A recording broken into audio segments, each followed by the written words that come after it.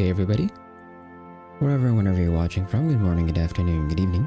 Today we're back in Victoria 3 to continue the Madyas Half-campaign. And last time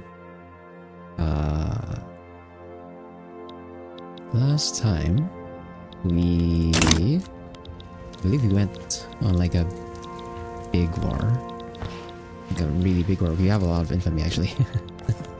I think it was against...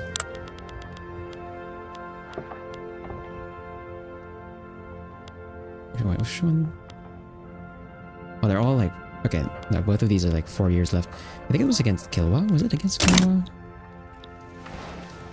It might have been against Kilwa when I tried to take a bunch of stuff, but then they backed down. Which is why I have like a lot of infamy floating, but then like we didn't actually fight. And then we took the Suez from the Americans. Unfortunately, I don't think I'll be able to get a treaty port with Arabia. I would have to relinquish the land and then attack them for the land again and enforce a treaty port article that way, but we're not gonna bother with that anymore. We also took... Right, we took the rest of our subjects' claims on Japan and then we annexed our subject. And so we've unified the entirety of the Pacific. So every single island out here is just under our control now. So that's nice. We're already building the Suez Canal. And from here... our truce with Japan ends in like 5 months, but we don't really have any claims against them anymore. I mean, we could just take the land, but then there's still a recognized power. They're a minor power now, but recognized power, so it's going to be expensive on infamy. So I think the only thing we can really do here is to just chill and like try and play catch up with our economy, because it's 1927. We only have like 1,051 construction, where normally, or at least when I see other people play, it's like by 1920s, by 1920s to like 1930s, to the end of the game, like they have like 5 times the construction that we do. So from middle of nowhere, seriously, I'm lost. I don't know what year it is.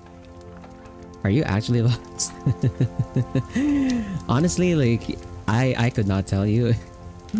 The past few years feel pretty much the same, not gonna lie. And I'm talking about the in real life, by the way.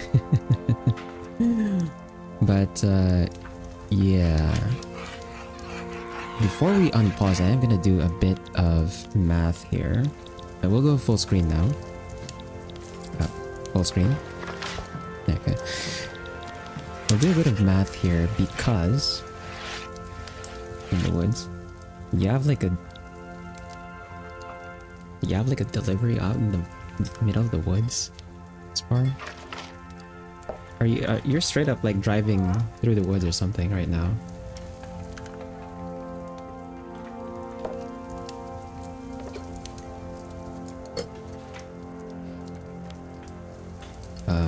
We'll do a bit of math here because I want to get our queue started again. But it is a bit different. We have a company for the glassworks and for steel, right? So we have the Kinkosan Sobe for our glass, and then we have Tata for our steel. So I'm not gonna put those in the queue, but we're gonna put their input goods instead. We don't have a company for the explosives.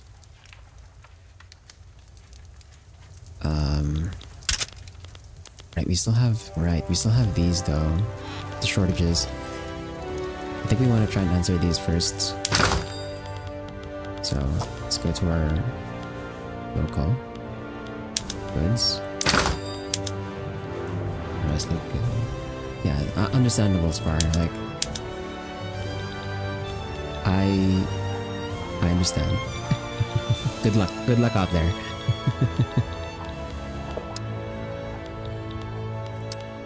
Okay, let's queue up a few more of these railways.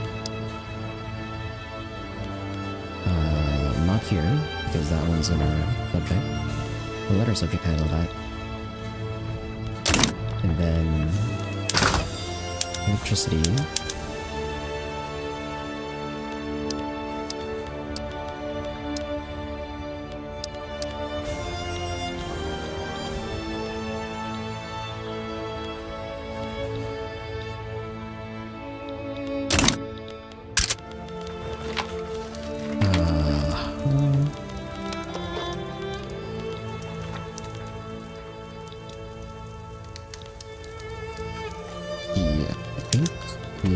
Now let's go ahead and pause.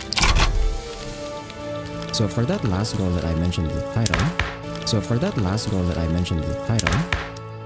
we're gonna try and get migrations though.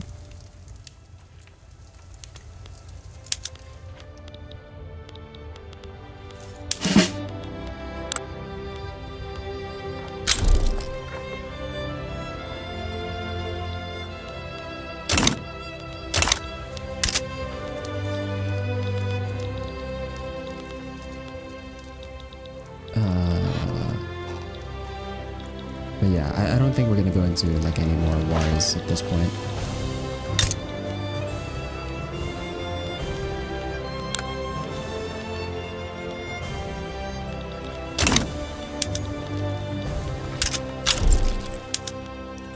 Italy's damaging relations?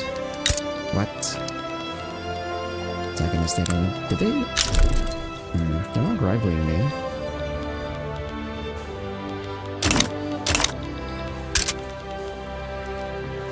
Revolution in Delhi, Saint, okay.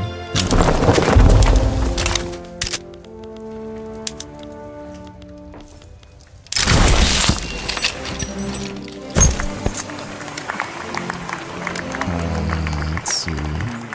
We'll boost up the industrialists here.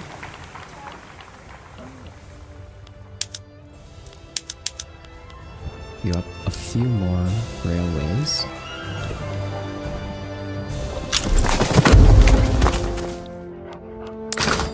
Be the last of it. For the power plants, we still have quite a few. Have a shortage.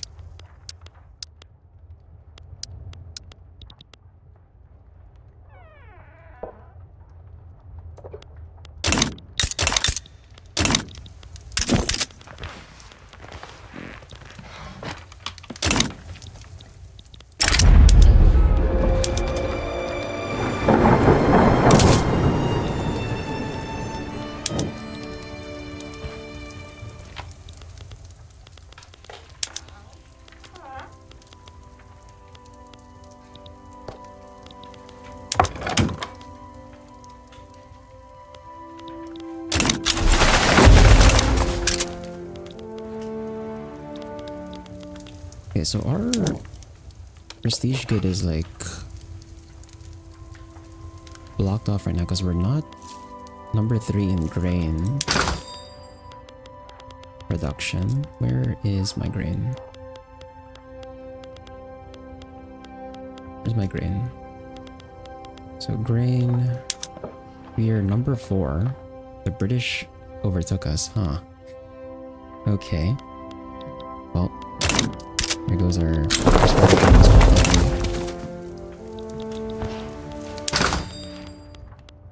okay, let's go back down. We still have these shortage warnings. Actually, I should just use this now instead.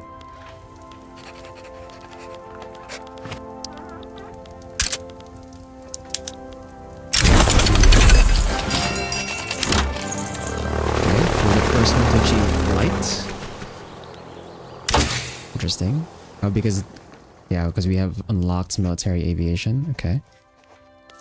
Which means if we go to our automotive industry, so we have aerial reconnaissance now for our mobilization. We also add airplane production over here.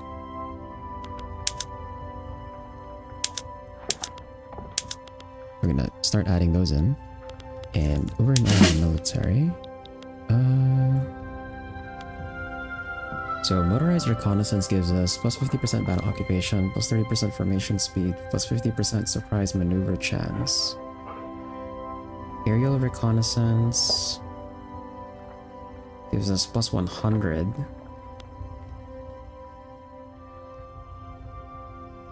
Battle occupation and plus 100% rapid advance chance. Ooh.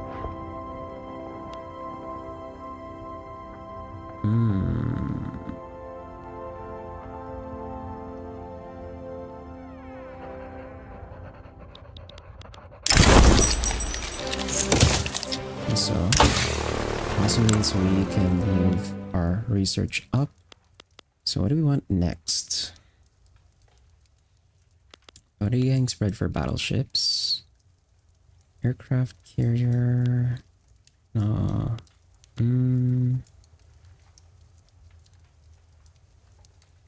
Oh, we're actually missing... Oh, right. Okay, we can get concrete fortifications. And then that's the last thing we need for mobile armor. So we can get tanks pretty soon.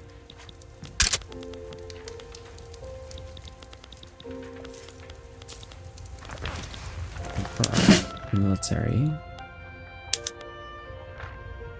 Oh, the reconnaissance options are... You can just add them on top of each other. I didn't realize... Oh, okay. And if we went militarized industry, you could also add in balloon reconnaissance, but I guess that's not particularly needed. Well, you can have aerial and motorized reconnaissance. Okay. I thought it was exclusive. We're gonna add that on all of our armies.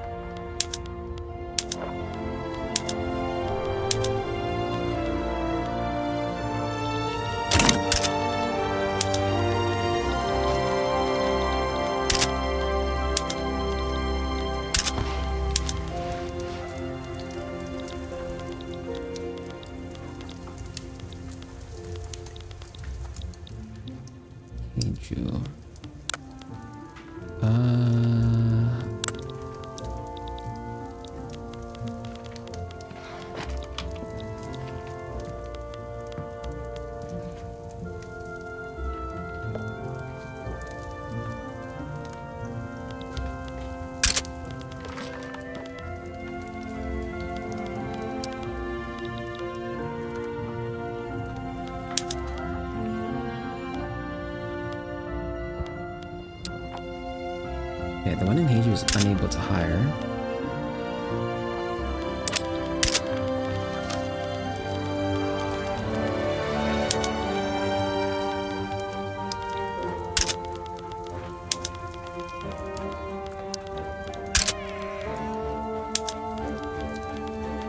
Let's add some more here.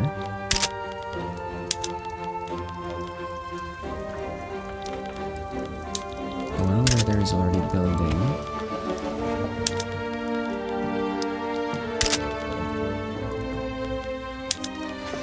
East Bengal.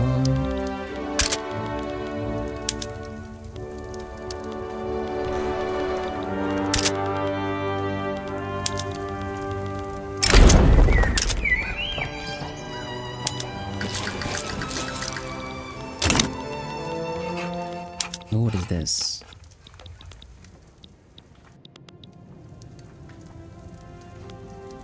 Manchu Uprising.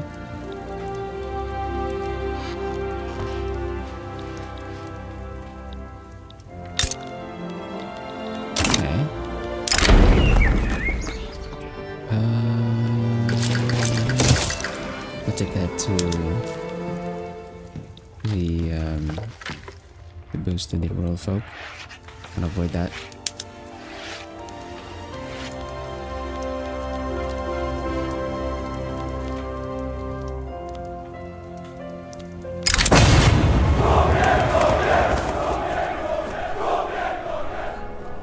I don't really want to boost the agrarian project here.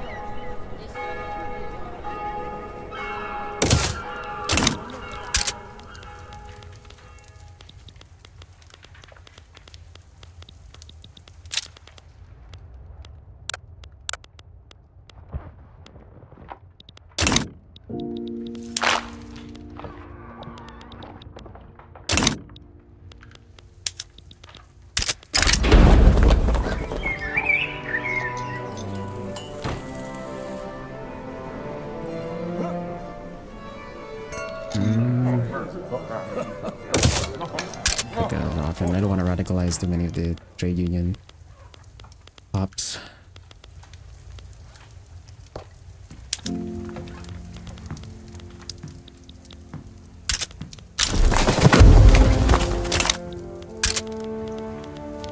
Wait, let me check our reduction methods here.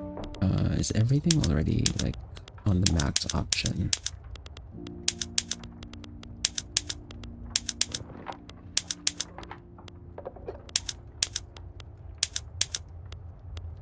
We have anything that's like fallen behind? Doesn't look like it.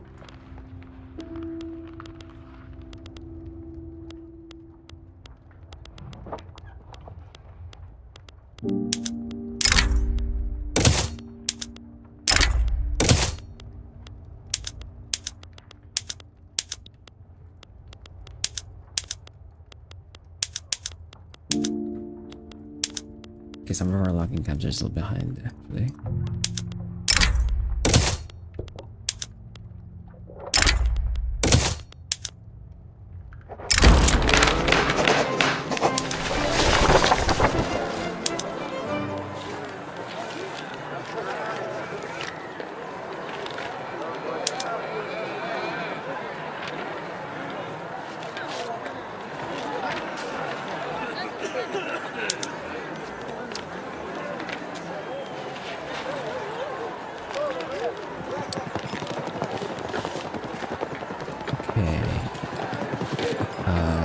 Momentum for Social Democratic Party. Liberal, radical, and modernization movement pop attraction. Okay, that's fine. Those are movements I actually like. Although they don't really do anything since we already passed everything we want to pass. Alright, we still have that massive shortage of telephones. And the private sector hasn't gotten to constructing more electrics industries. They put one in. Great. Just one. Kidding me. Okay, yeah, battleships. Let's upgrade. It should upgrade our fleet as well to battleships. No.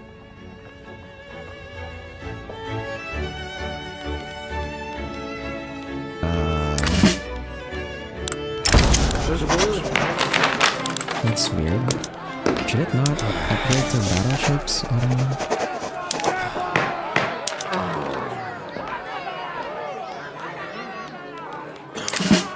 Okay, I guess we have to select the fleet. Oh, that's weird. It's like just the first fleet did not want to upgrade? What the hell?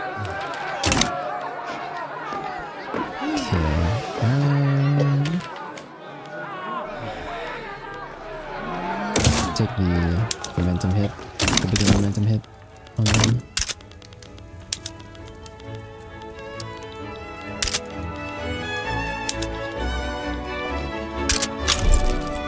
Okay, so Northern Keiju is having issues with employment, so I don't really want to add more to that.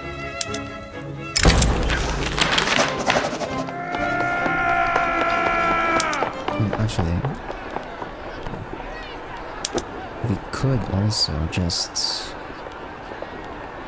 Yeah, so rather than that, let's just put it on the regular. And then...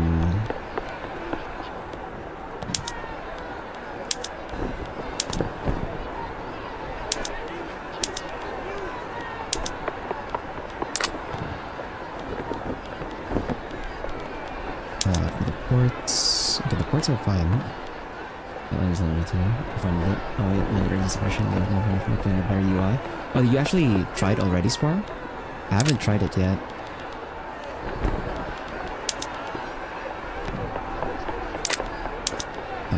For this railway... Because this one's owned by the financial district, I guess we just wait for this to like get sold off.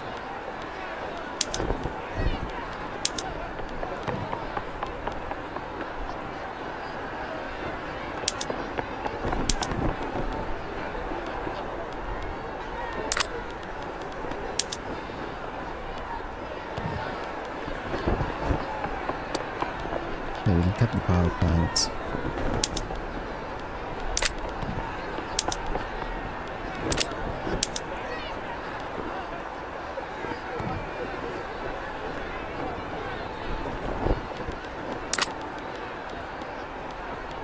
So we don't have the issue here on the Port province.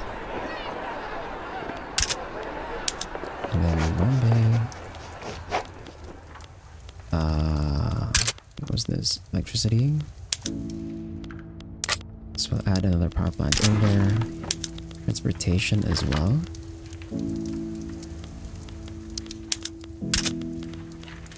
And Sagaing is a transportation shortage. Got a railway there.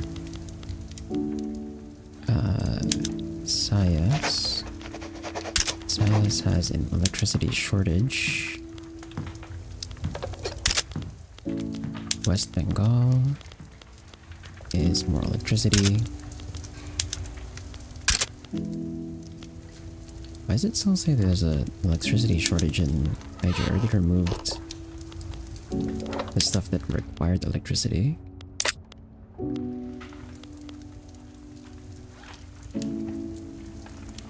The game feels early. It is early access, so doing what all 4X does. The game will be released over 4 5 years of expansions. So it's like early access for real, for real.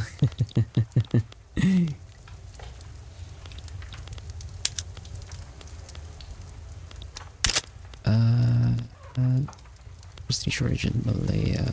Add more power plants. In Sumatra. So another power plant there. On side. Add an railway.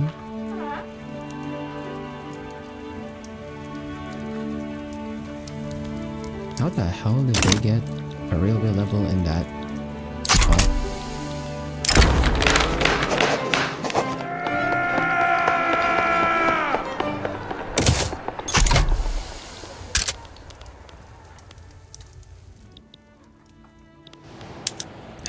At this point, I should probably just have the government start building electrics industries rather than waiting for the freaking... What the hell? Why is the agrarian party the leading? Nah, man, that's not cool.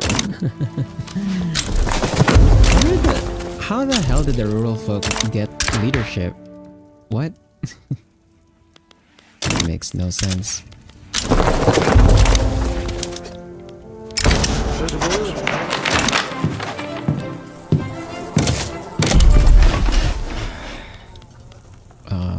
Speaking of, we haven't actually gotten to build our skyscraper yet. I should probably do that.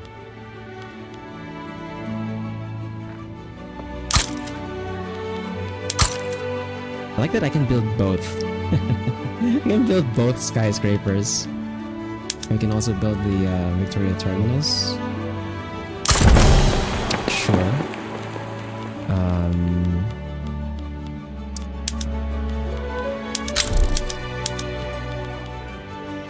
Let's also do 2 of these, and then I think we need to downsize a bit. We have so much overhead, but I think I should do that after I add in some more electrics industries.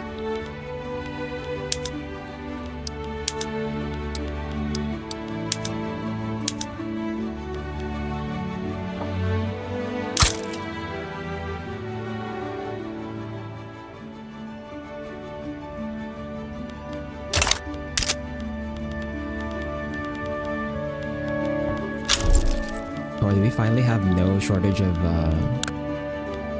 transportation now? It's not showing up on the local shortages anymore. So I'm assuming we don't have any transportation shortage anymore. Great, okay. Makes things a bit easier. So let's add in some more power plants here. More power plants here. And one more in Sagaing.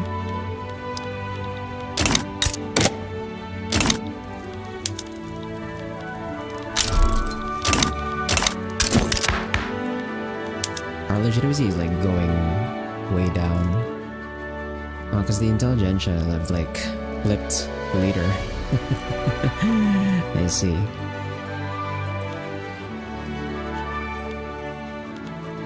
Oh man, but our trade union, their trade union is like massive right now. Okay, British Republic against Senegal. Forced transit rights. No,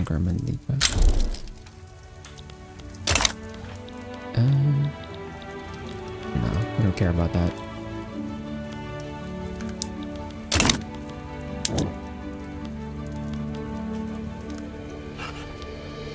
Bigger and greatness.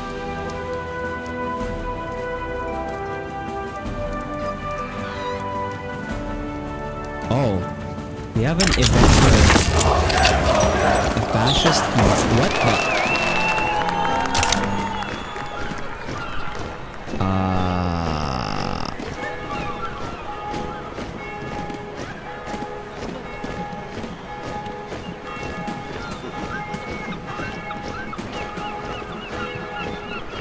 Oh.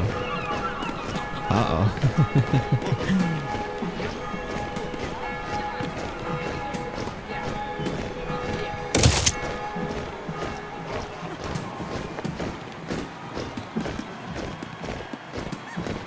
What the? Wait, did we just get a fascist coup out of nowhere? What the? What the? How? Why? Like, the bar was just big. What the f? Okay.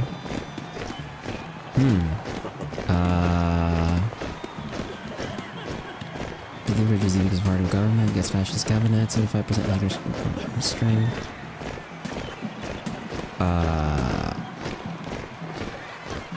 Uh-oh. Aren't these guys these guys are still marginalized, so their approval doesn't really matter here? I'm pretty sure. Yeah, they're marginalized, so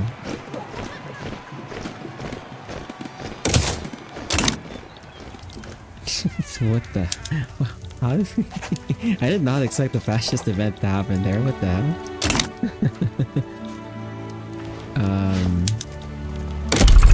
Anyway, where were we? More electric shortages.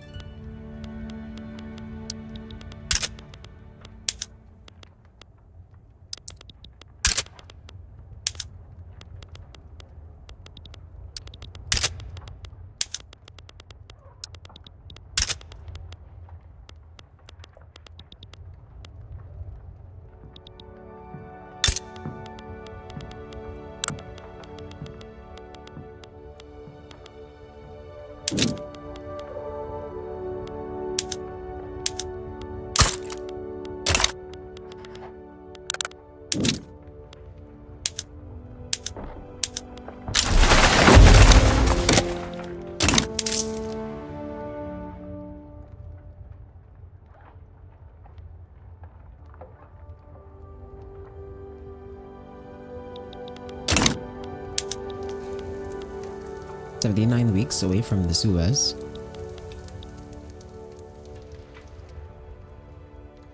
And also, I didn't realize, like, we already hit the innovation cap pretty damn high, so I don't even need to add any more universities. And we're overcapping, actually. Oh no, what is this?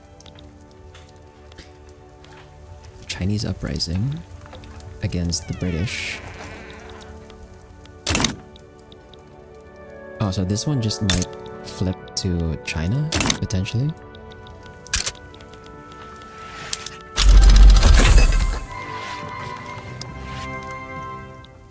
Okay, there's our concrete fortifications. We could get tanks now. Get mobile armor, get our tank production. We can start adding tanks into our armies.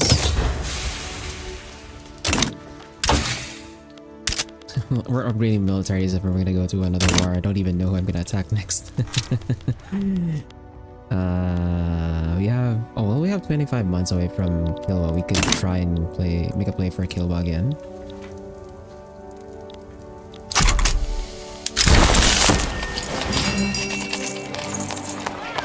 Okay, we constructed the first skyscraper in the world. Cool. And then we're getting another skyscraper on top of that.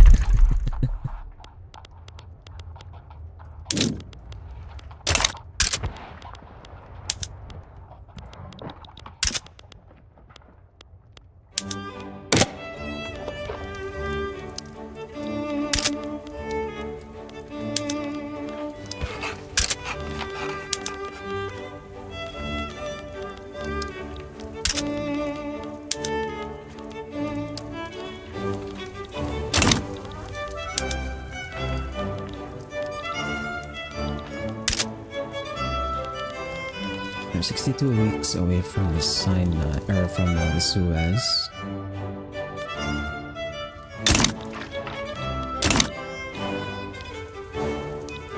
Revolution in France. Okay, what is this? Brittany? Breton Radical Revolt. Okay.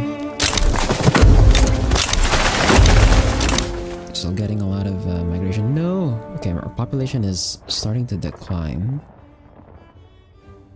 Ugh, that's not good. We're still getting migration in. That's kind of helping, but... I don't really know how we're gonna fix the population decline.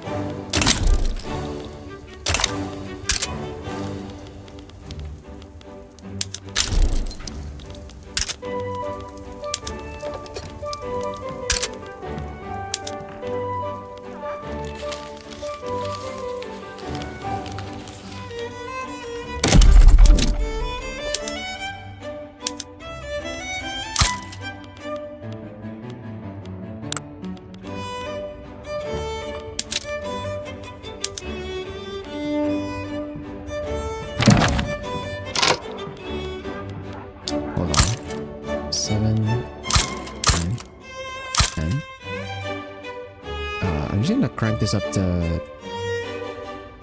What's our economy scale? No, I think it should be 50.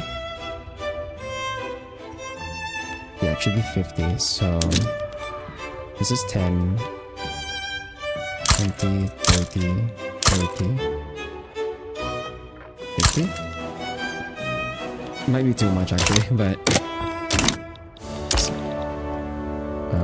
what is this? Fortune? Sway us? Sure.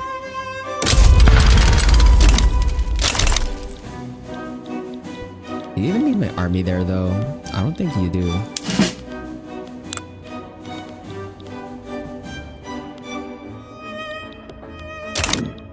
Yeah, like you don't actually need me in this war, do you? You already have like oh well, they're kind of evenly matched, I guess. We can send in the Oceania army, I guess.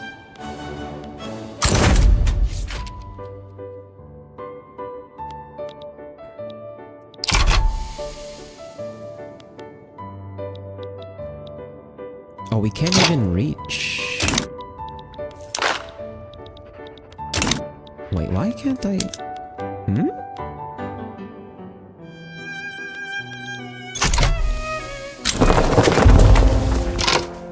China army cannot reach Inner Mongolia front.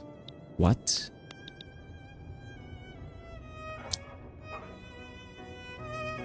I would need to ask Manchuria for mill access. I see. We have a treaty with them, right? Can we ask for...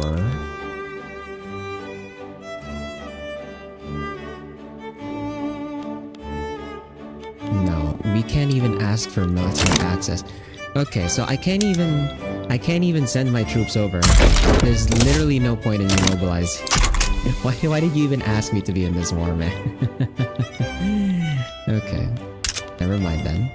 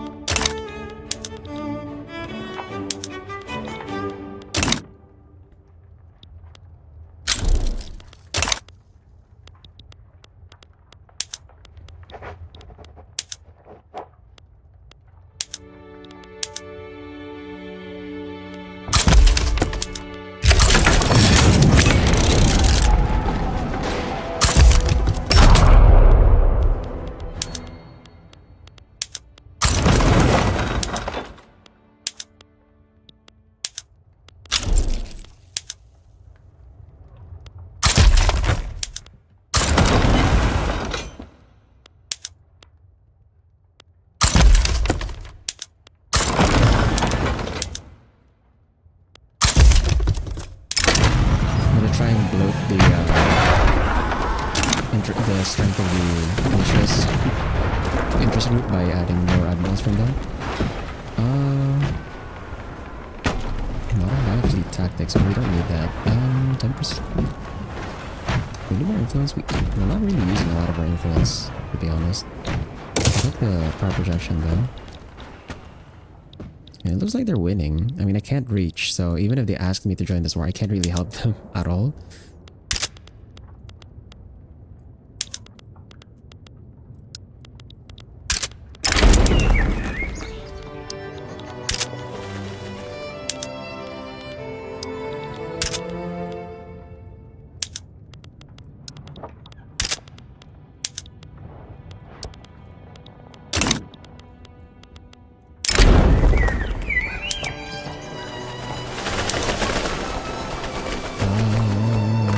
Take the loyalists there.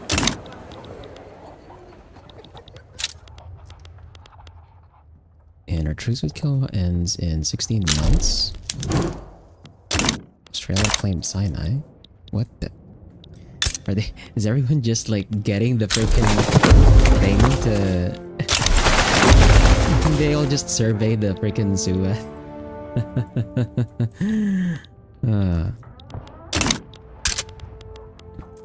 Fair enough.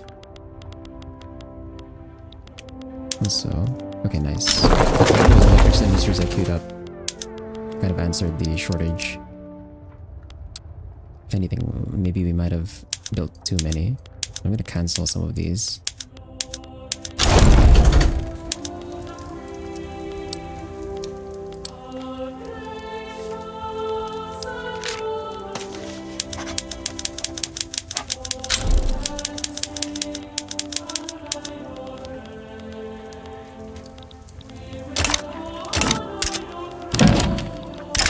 Okay, what is this? So, France wants us to transfer 39 explosives a week and give them trade privileges. They'll give us 176 meat a week and give us investment rights in them. Sure, actually, that's fine.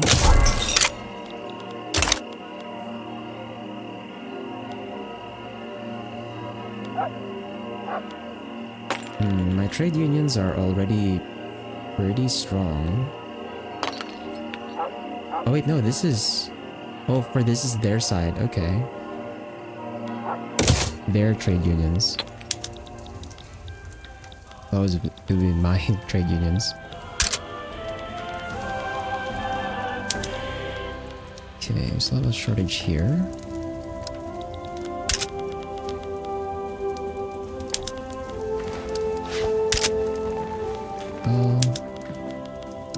Drill Java.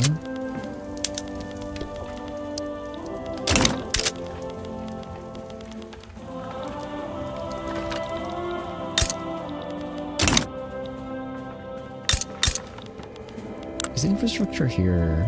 Okay, I see. I could maybe expand the port.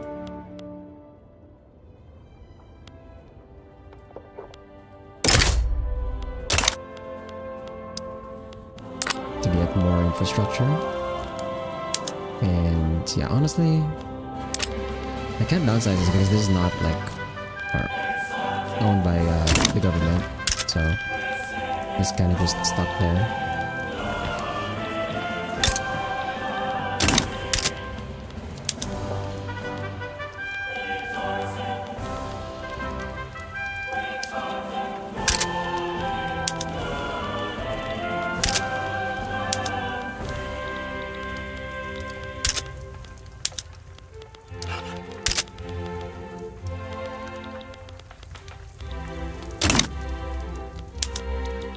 Okay, we have the Suez.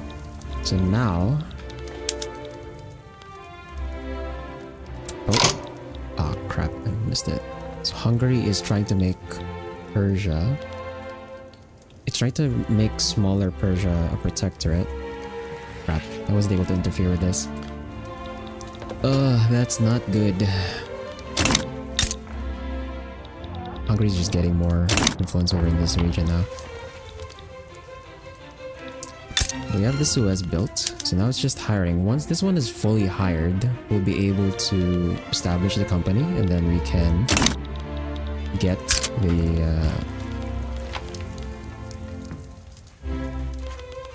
the Suez Canal company, and then we can get our final company after that.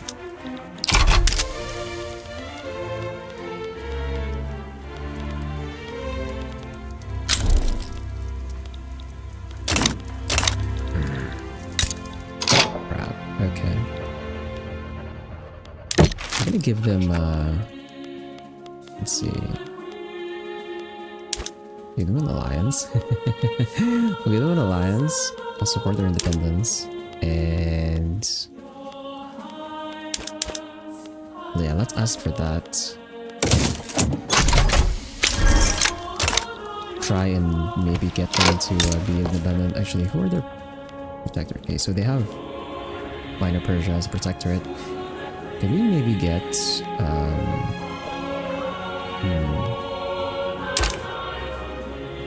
these guys are disloyal.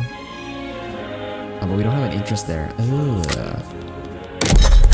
We're already capped out our interests too. I'm gonna try and like get treaties with their other subjects to see if we can maybe all of their subjects don't like them.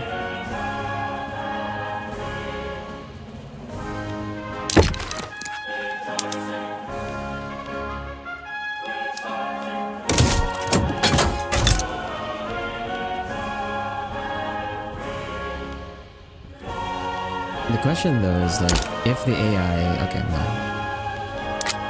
If the AI is like actually gonna try and fight an independence war, is the question. Because even if I support their independence, if they're not gonna actually fight the independence war, then it's not gonna work. Oh nice, China broke free. Oh, that's so good. Okay, China is free now. They're not a subject anymore. They're still unrecognized, but like, whatever.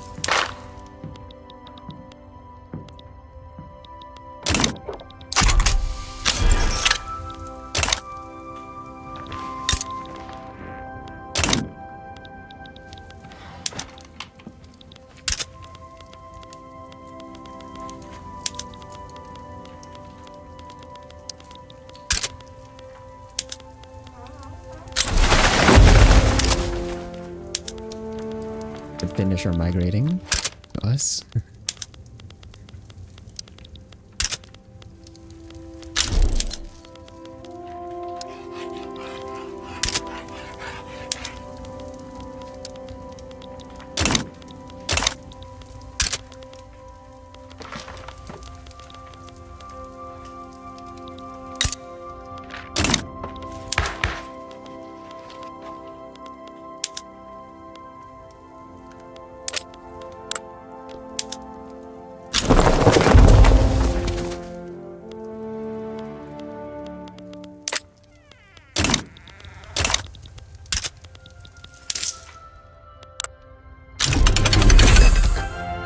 There's our tanks. We're already getting... Okay, we cap out our society technology because we're getting behaviorism already through spread. Over on production, we could get...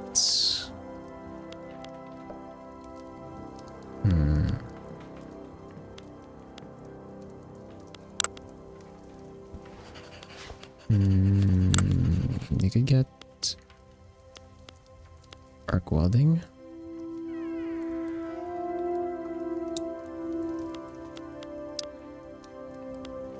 And then compression engine and...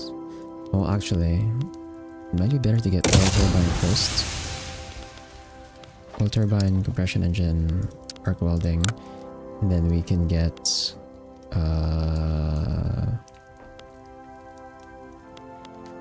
stormtroopers. As for our army, okay, we got light tanks and heavy tanks now. Just gonna start upgrading that. Also mechanized infantry. And over in our buildings should mean we can start producing tanks.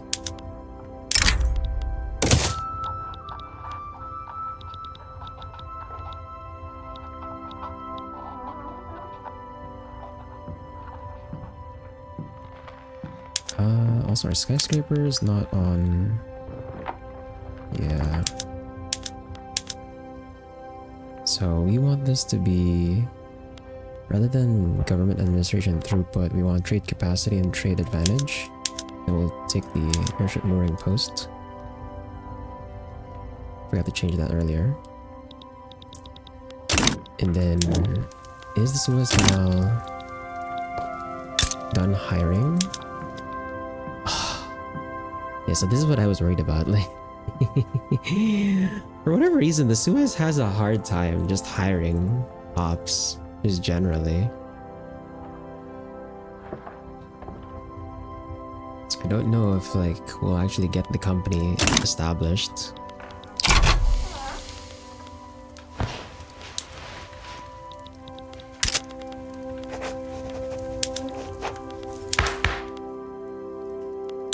But well, 1931, we might as well try for old expansion now. This is probably gonna pass. Like there's no one actually fighting against this. The question is, can my economy handle it? I'm gonna say no. Because right now we have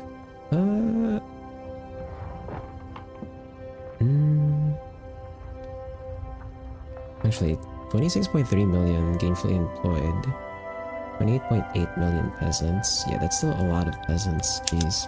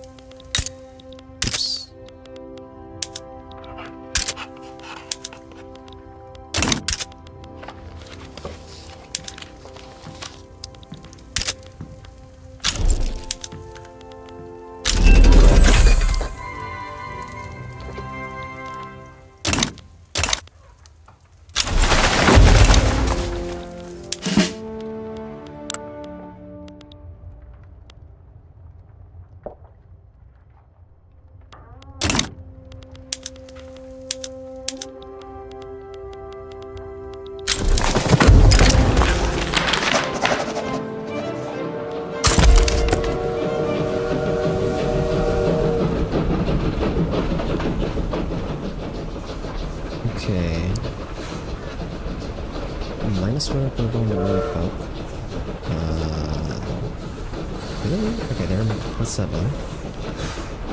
90%, 25% minus for political movements.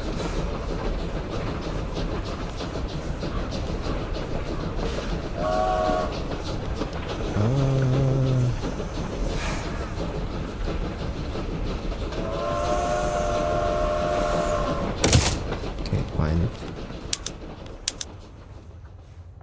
Oh man, not more rural folk.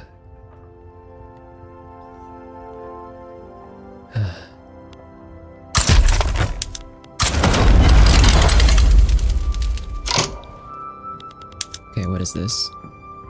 Swana. Then we have... Oh!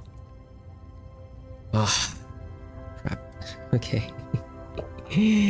No, the British beat me to it. Okay, I was thinking about like going after Korea, but well, we're just gonna ignore that then.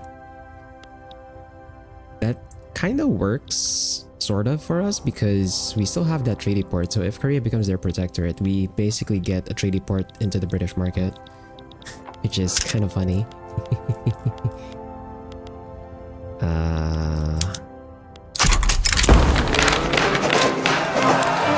Truce is up in 2 weeks, so I'll be able to go in on Kilo next again.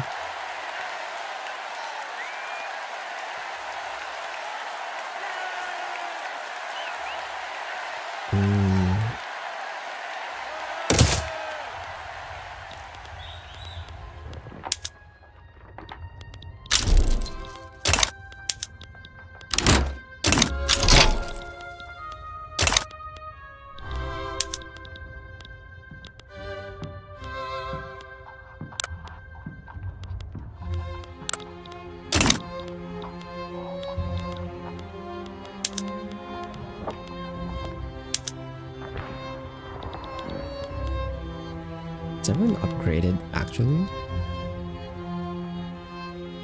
Oh! Siege artillery cannot be upgraded to heavy tanks! Ah! No, I would have to rebuild my army! God damn it.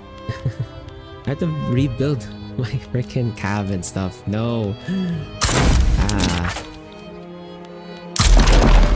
Oh. There goes that.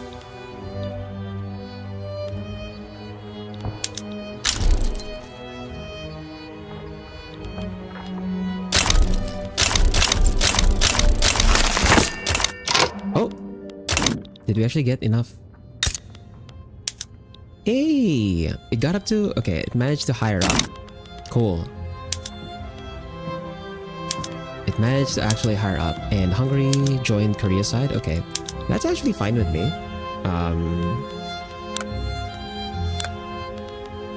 They might call me in though. But... Okay, what is this? Humiliate the British Republic. Enforce investment rights, enforce investment rights. Yeah, that's... Okay, I'm gonna bail before they call me in. That way they can't swing me. Because I don't want to actually interfere with that. I want to let them, like, stop that. While that's happening on that side... Is our truce up yet? Our truce should be up already. Why can we not? Oh, because we still have display, right? So display needs to end first before we can declare on Kilwa. Right.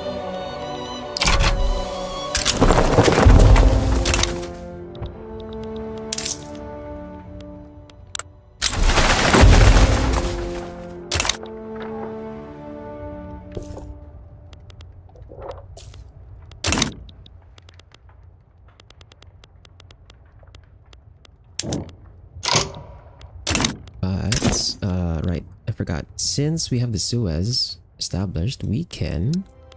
Or at least it should be here. Where's the Suez Canal Company? There we go. Yes!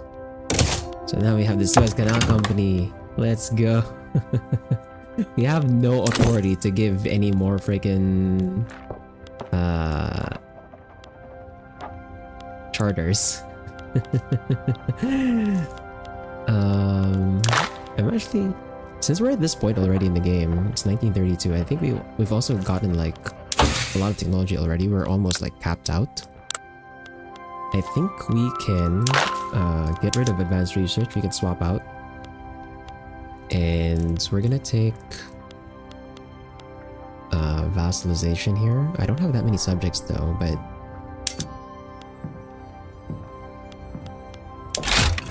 I'm gonna take vassalization. That gives me an additional 100, so we can at least give out another charter here.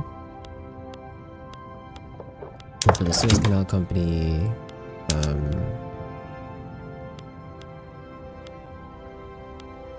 I'll give them identical rights as the Panama Canal, which are investment rights and industry rights. So I can't give them investment rights. Do we still have shipyards that actually are owned by...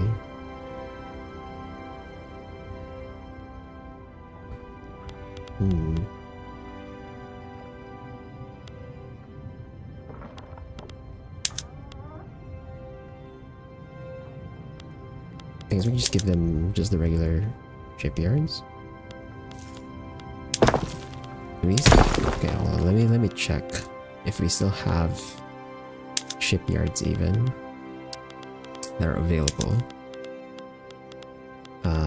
Shipyards. They are all owned by the Panama Canal Company, okay. Every single shipyard we have in the country is owned by the Panama Canal Company. So at this point, I might as well not bother with giving them the charter, the industry rights. So we'll just give them investment rights, and that's fine. It's like good enough, I guess. So now we wait for the the company to become prosperous, it's gonna be a while. I don't know if they can do it though. They are gonna be competing with the Panama Canal company for that.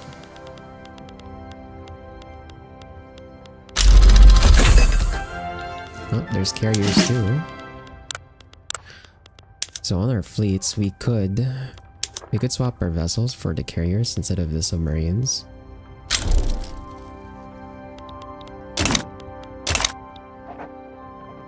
But we're just gonna leave that alone for now.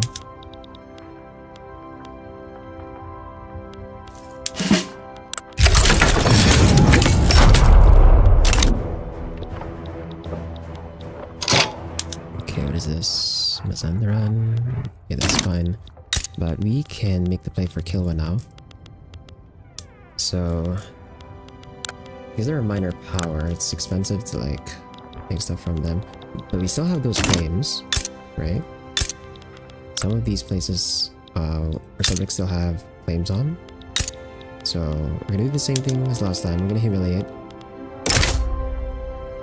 Italy might join, but they might back down. Okay.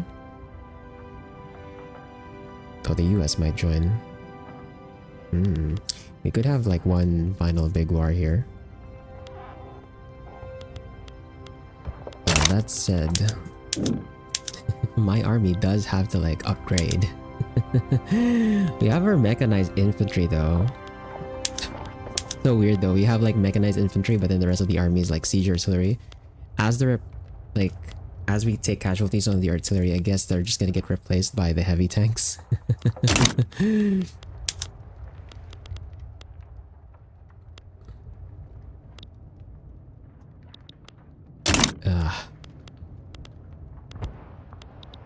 Yeah, let's go for this.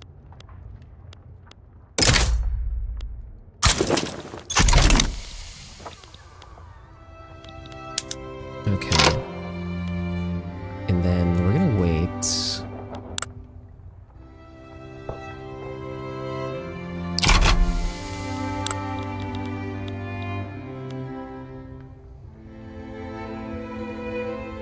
We'll see if any of the other nations decide to join, and then at the very last minute we'll add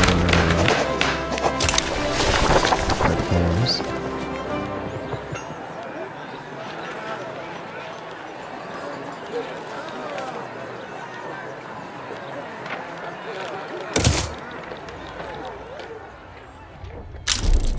Italy, okay, of course.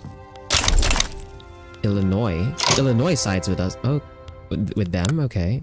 We'll call in Australia.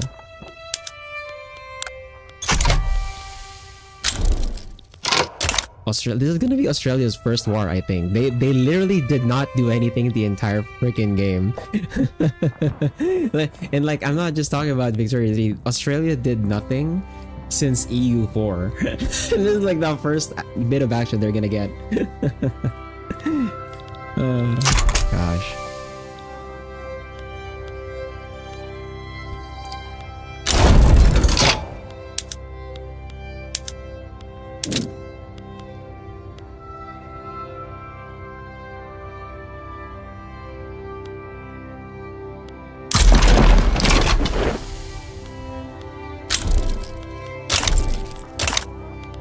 Okay, then let's see who else is gonna join us.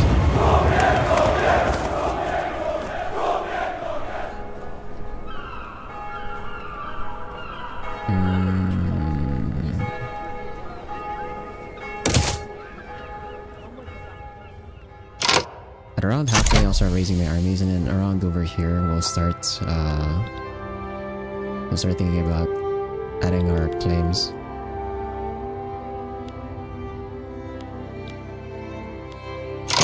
Okay, that's halfway. It's time to mobilize.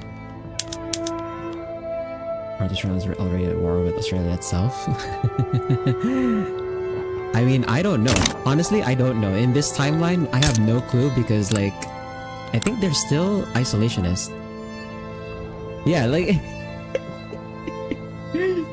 Australia's been isolationist for like 100 years in this timeline. So I don't know. We don't know like what the hell they're doing down there.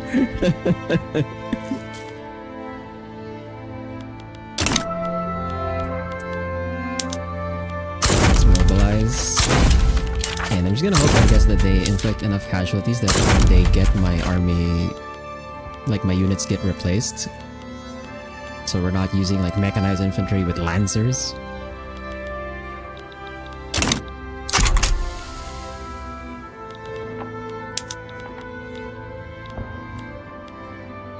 Okay, but does it look like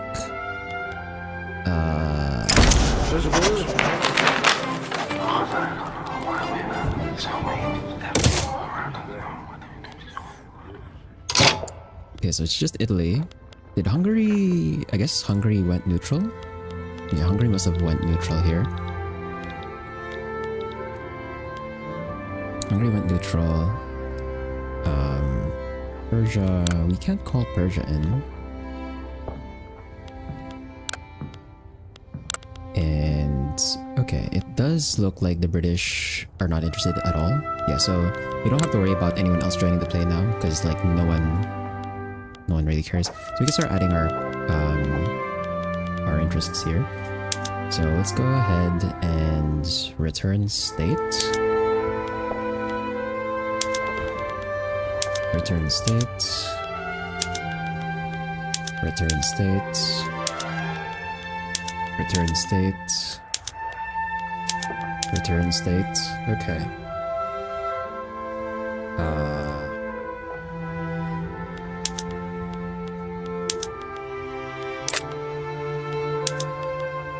We could also liberate Morocco. My only issue is like if they back down. If they back down from this crap.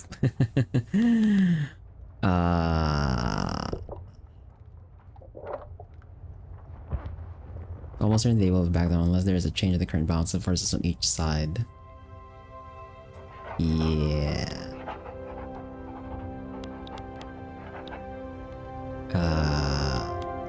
I might have to make one of these primary somewhere.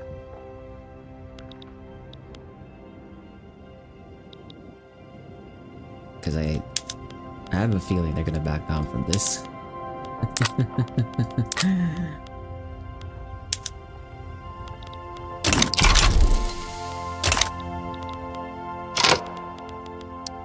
Oh, we lost a general.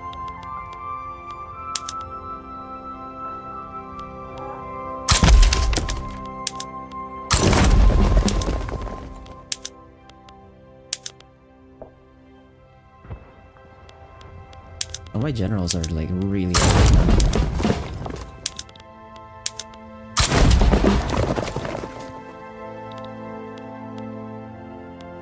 So for the invasion,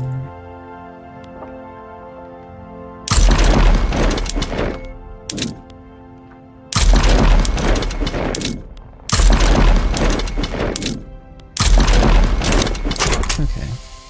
The hope is they don't back down.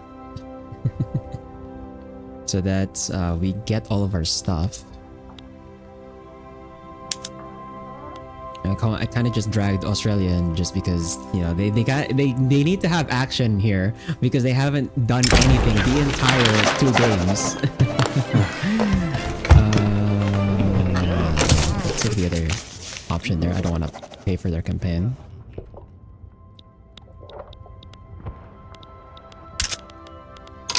And we're still somehow getting a shortage on electricity. Ah, jeez.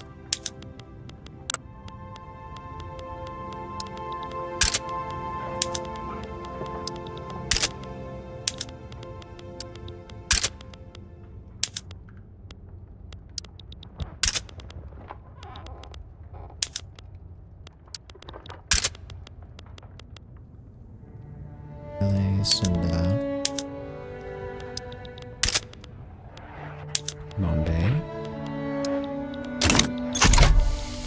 Please don't back down. Let us actually fight this war. Let us actually fight this war, please. So that I can actually get my subjects' claims and we can be done with this, so I don't have to worry about killing them.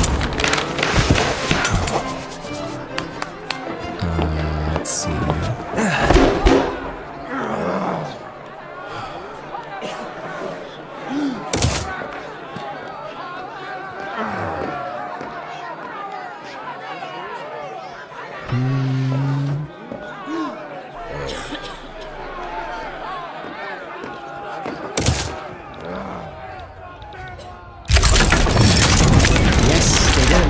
Let's go! We can finally get all of our subjects claims. I love it. Okay, we don't want to boost the anarchist movement here, so let's take the other option. Okay, so it's gonna be me in Australia and my subjects versus Kilwa, Italy, their subjects, and Illinois. Let's see how this goes.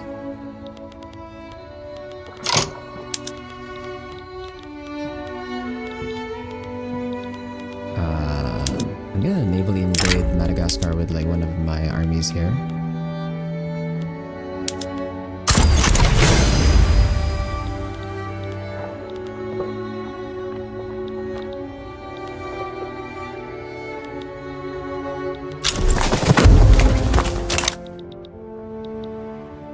There's a lot of naval invasions going on in Korea. Oh man. We're gonna take this option that doesn't boost the rural folks interest group attraction, even though it gives them more momentum.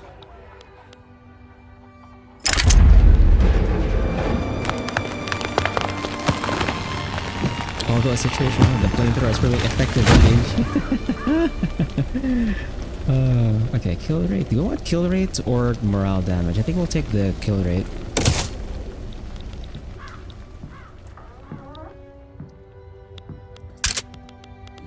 Really taking full advantage of our status as the most advanced, most technologically advanced nation. We also need more aircrafts.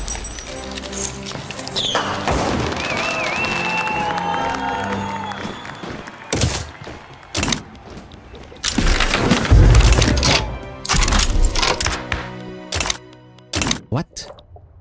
No. Why? Is it because... oh man, don't tell me they lost to their rebellion. Ah. They might have lost their rebellion. Oh, wait, no, they're still in the block. Okay, okay. Yeah, so they did lose their rebellion, but that actually doesn't kick them out of our block. Okay, that's nice. Let's see, we get our free government reform. The Communist Party. Freaking... okay, at this point I think it might be better to just do this. We tried to keep the intelligentsia in government for as long as possible, but I don't want the Communist Party. Alright, okay, let's get our legitimacy back up. That shouldn't change the... we're still gonna get the old age pension.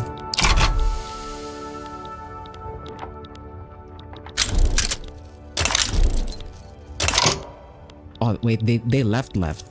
Ah, oh, crap. Okay. You're kidding me. They actually left. I mean... we'll come back for them in a bit.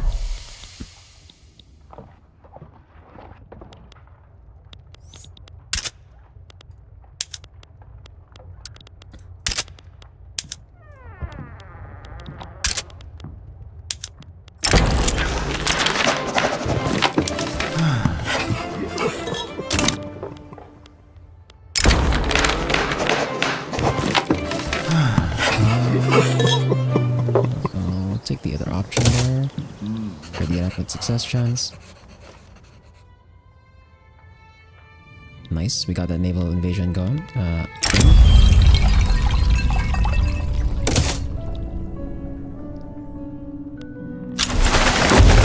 And our fleet is absolutely destroying theirs. Oh my god, we have 78 offense versus their 25 defense. Jeez. Thanks for the follow, Stenin2.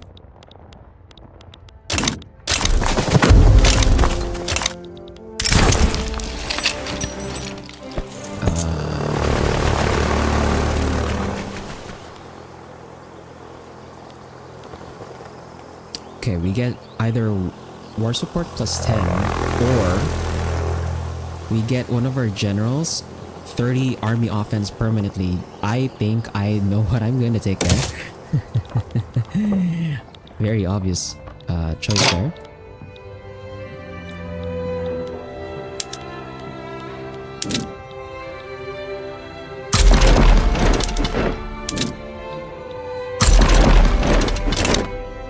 Oh, that broke the front. Oh my god. That broke the front. What the hell?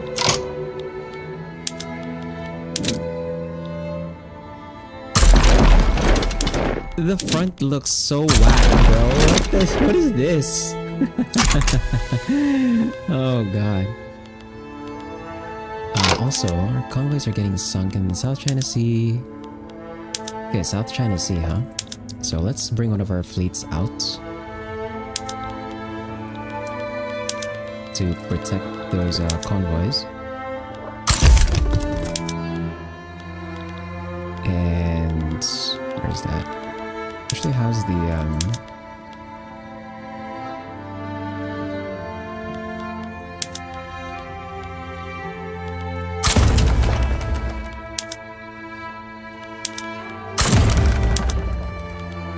South China Sea?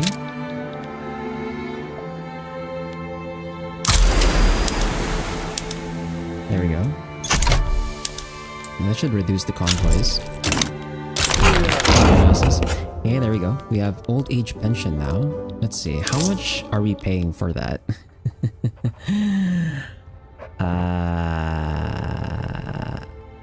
We're losing 4K from subsidies.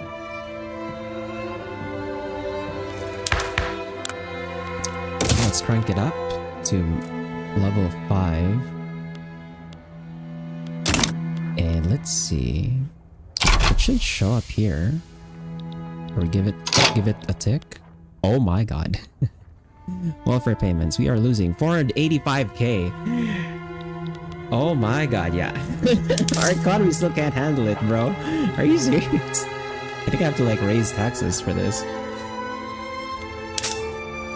Okay, even with max taxes, even if I raise taxes to like max here,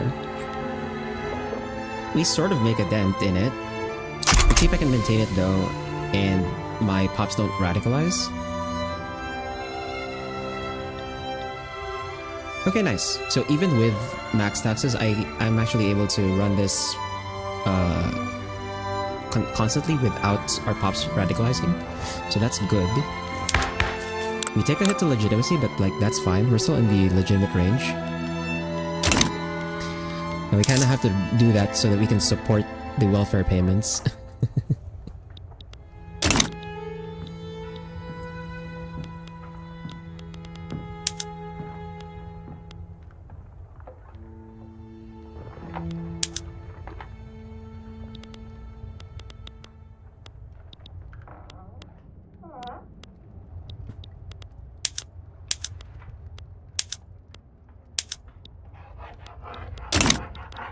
Okay.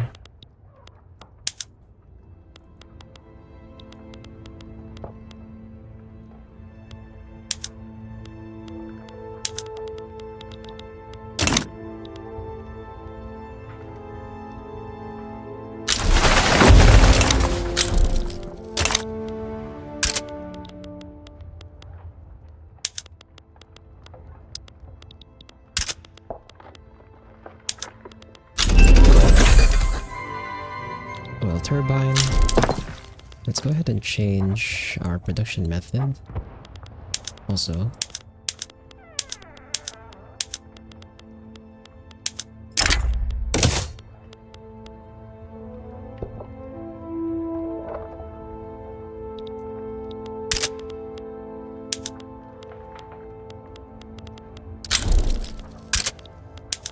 Morocco is in default. Right, Morocco is in this war.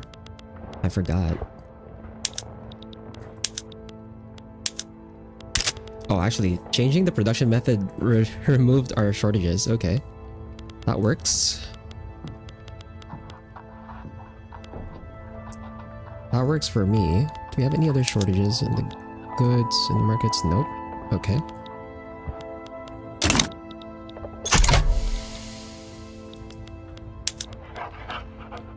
So here...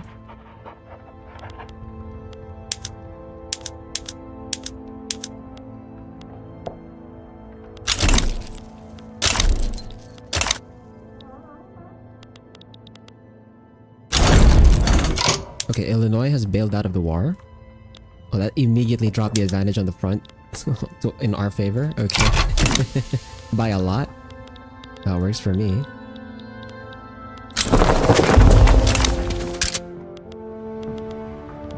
And okay, we still have the transportation shortage, but once the railway is built, I think that should be fixed.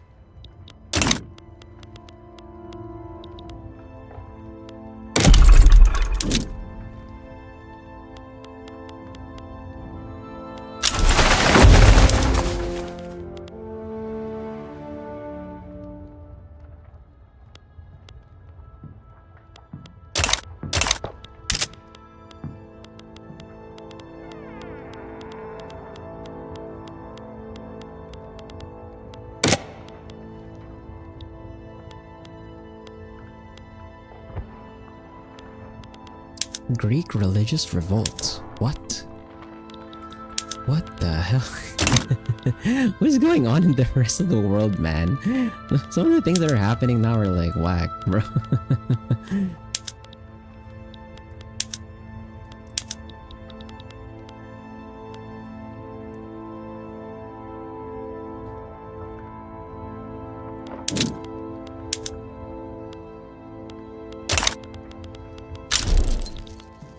Rockets is still on default.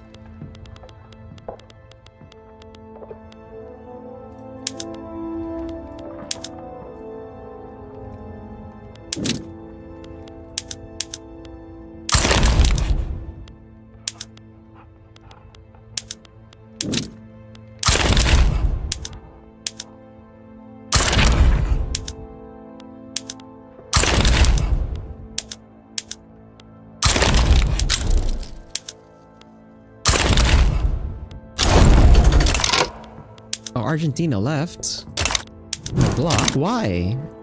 Why would you leave Argentina? What? What? Oh, the leverage. Oh, man. Are they recognized or something? Oh, they are recognized. Oh, man.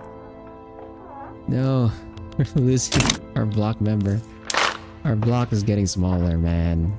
That's not good. I don't know if we can get like any more members here, especially since like some of these guys have been taken away as well.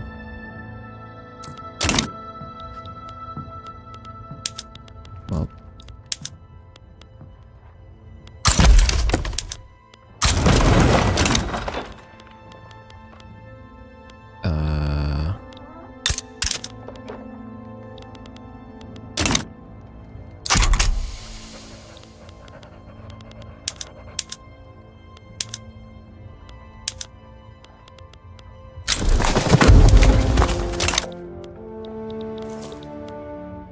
okay, we've almost fully occupied Kilwa. Okay, they're gonna accept the peace deal now.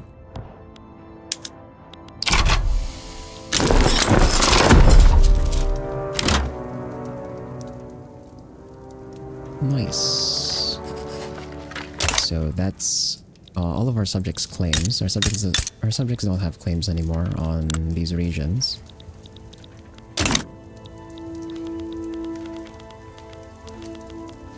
So we can go ahead and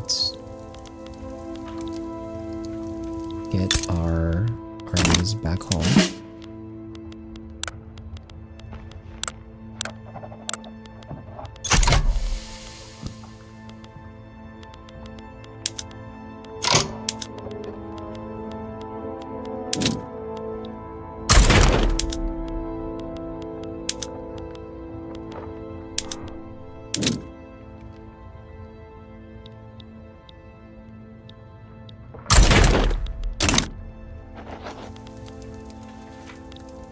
Oh. We're actually making lots of money. Okay, I guess a lot of the cost I was paying for was actually just my armies being active. Okay, understandable.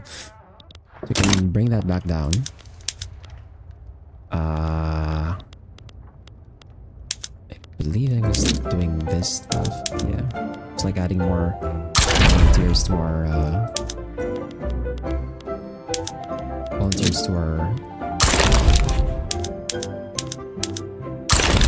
volunteer army. Let's add this. And then Oceania.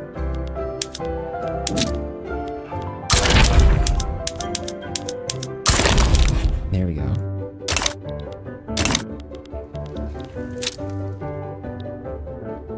Okay. With that, now that we've like fully gotten our subject slaves, we're gonna annex them and then we're gonna reestablish the administrations through this menu or this journal entry. Legion artillery. Okay.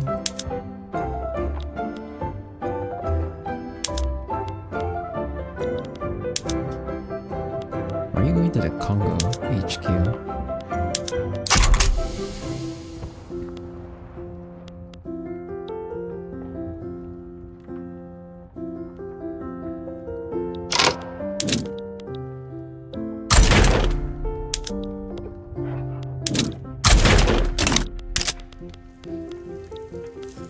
Okay, it's time to annex.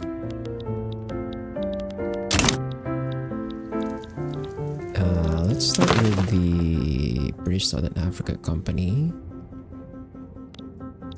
Not in... Oh, because of this. There we go. And then now...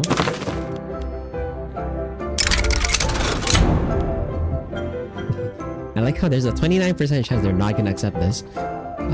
Is there anyone who's gonna join their side? The US or Arabia. Well, we'll see how this goes.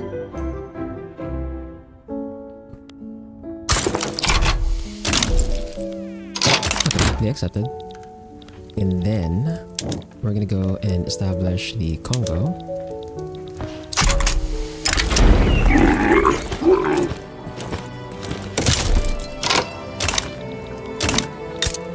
What is that flag, bro?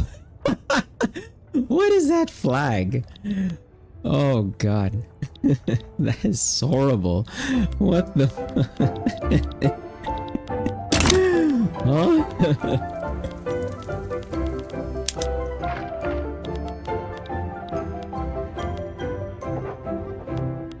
Also, did we lose? Okay, we stuff. Was one of the buildings like... I guess one of the buildings counted for Congo or something.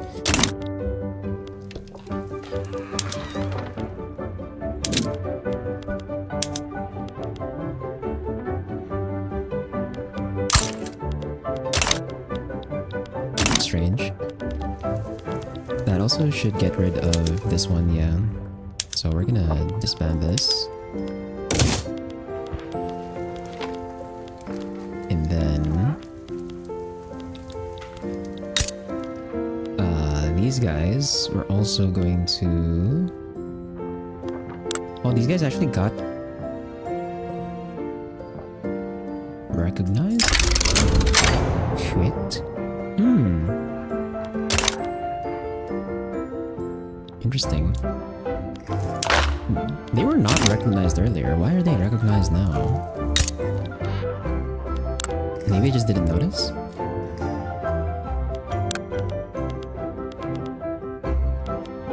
But I was gonna like annex them so that we could do the same thing we did over here. Also, why are they a theocratic oligarchy? What the what has my subject done? What? Okay, we definitely want to annex them. What the fuck? Well, we're gonna have to like improve relations real quick.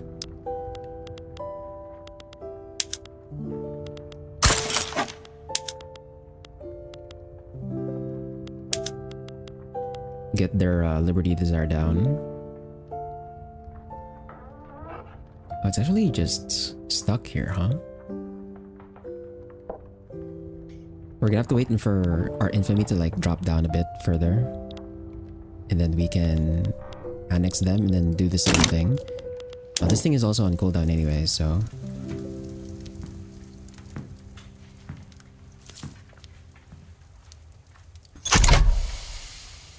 3 months.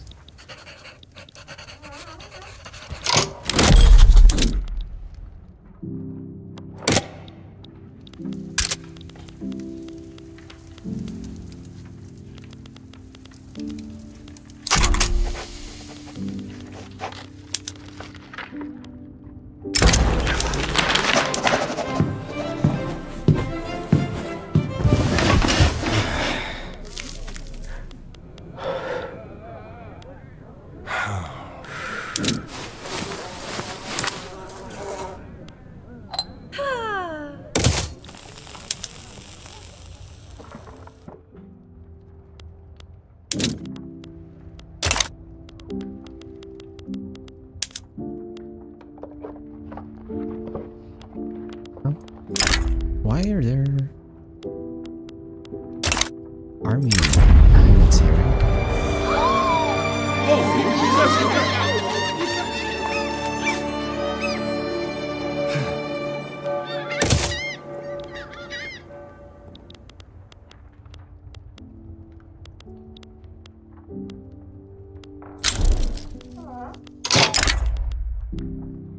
Okay, we need to get these out.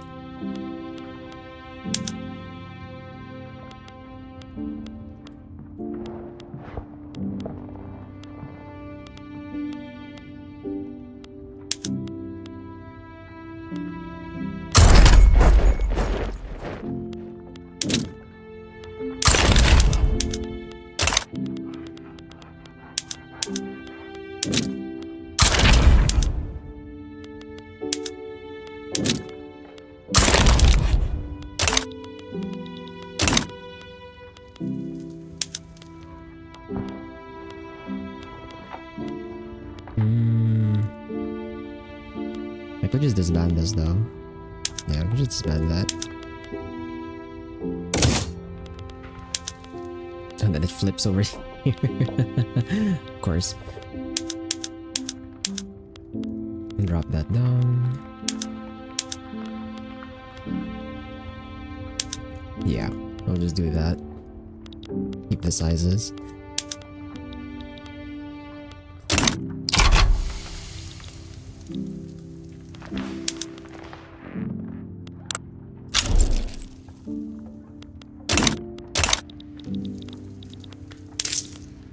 Okay, social security, welfare payments are now 40%. Dude, I shudder to think what's gonna happen once our welfare payments are like cranked up to level 5 at 100%.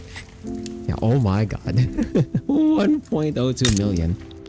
Jesus Christ, dude.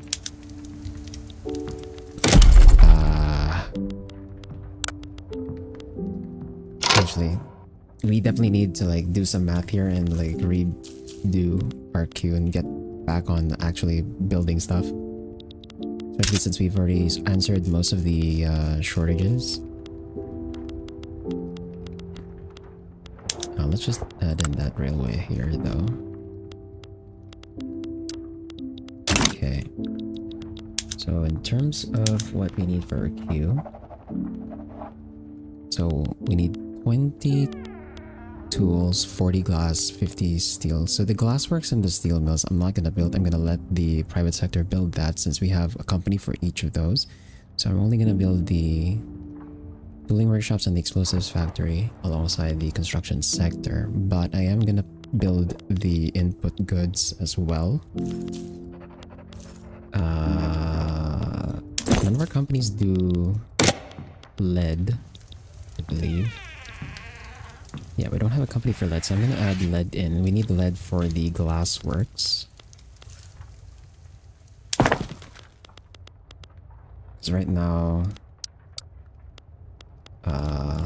wait, let's see. It needs lead oil. Oil? Oil? Oh, it uses oil. Oh, for the plastics. I see. We don't have a company for lead nor oil, so we're gonna have to build the lead and oil and the dye.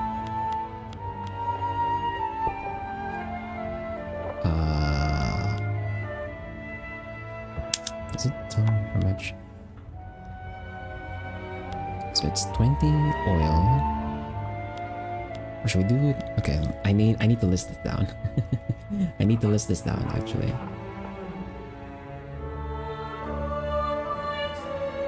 Okay.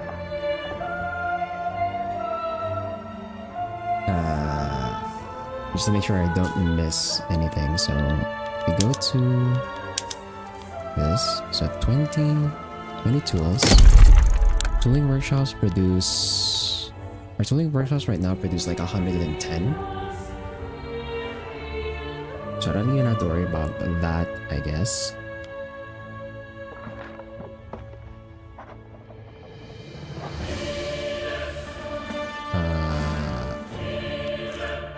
So that's like one tooling workshop.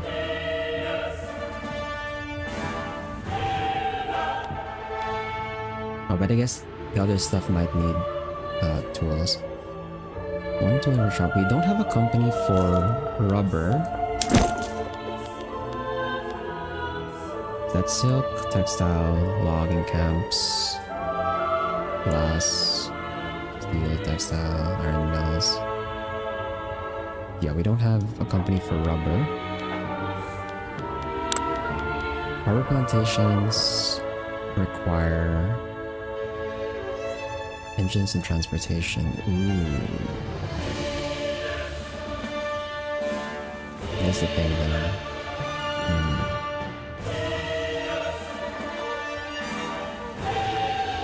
But each one produces 60. One tool workshop requires... Okay, so it's not even... not even like a lot, because tooling workshops require just and rubber.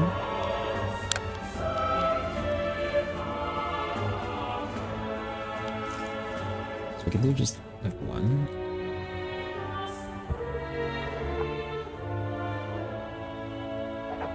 Rubber plantation, one tooling workshop, and then I'm not gonna add in the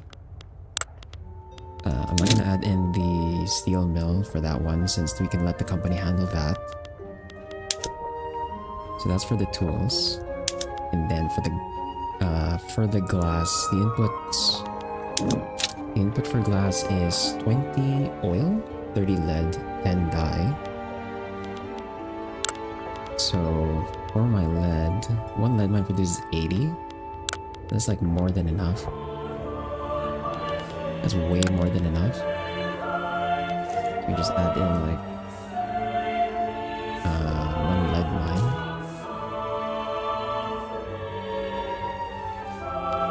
Oil, one oil rig produces 100 oil. And this one uses 20. So that's fine as well. This is oil rig use. Engines transportation. Okay. Add this rig. And then dye.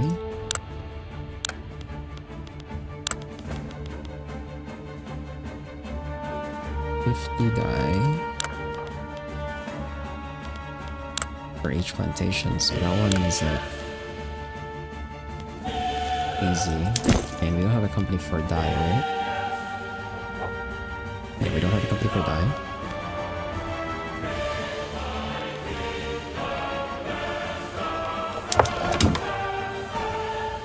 Oh, these guys are struggling so bad. Alright. Should have gotten them earlier. Yeah, dye. Engines and transportation again. Okay. Let's do under construction.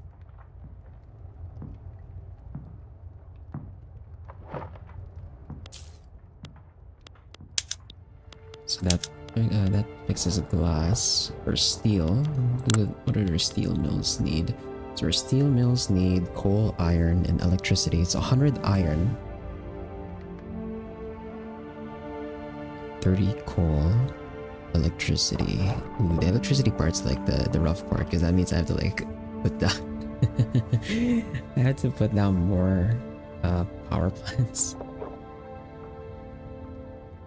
Just in general. Okay, where is the coal? So it uses 30 coal. And one of our coal mines produces like 85, so that's a lot.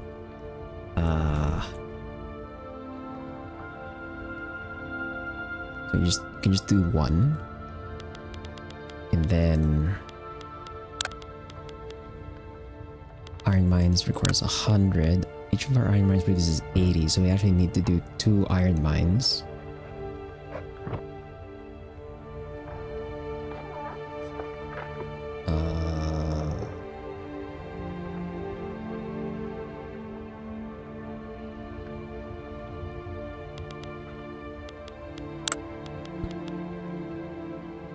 Then for the electricity, requires 30 per level.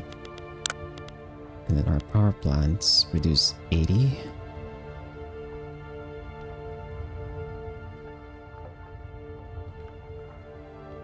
The problem here though is like the power plants are only like local generation.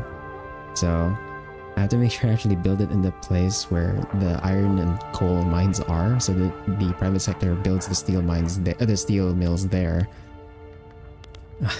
Crap. Oh gosh. And then explosives. So explosives, we're gonna have to build everything in it ourselves. So it only uses 10. We can, each one produces like 150.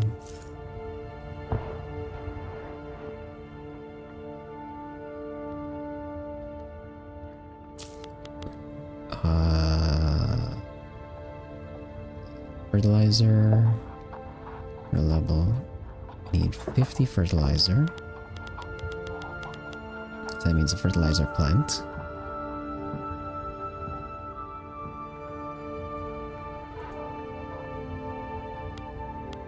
One plant makes 200.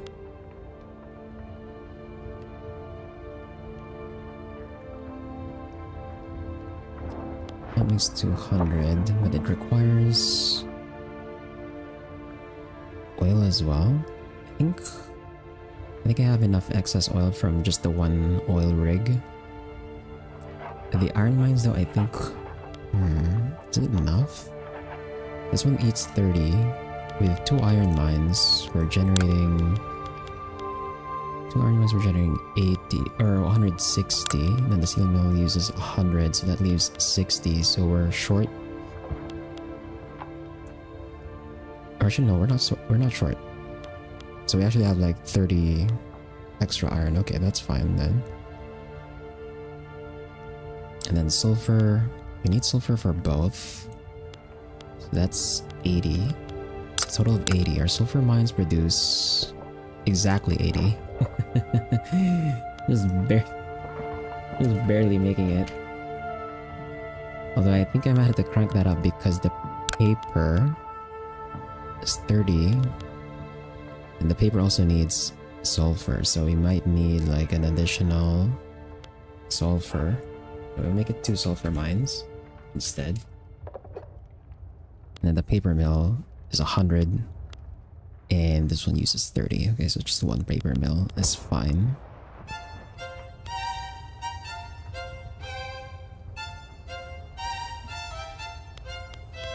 Right.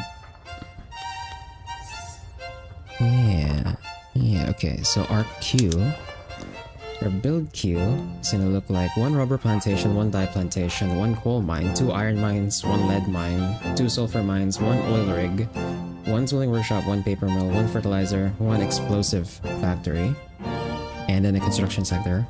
Although I guess we can hold on the construction sector until like our deficit goes down, because we're approaching a million deficit again. We're gonna hold on that. All of these do use engines though, if I remember correctly. So the rubber plantation uses 5 engines. So that's 5. The dye plantation uses... So that's 10.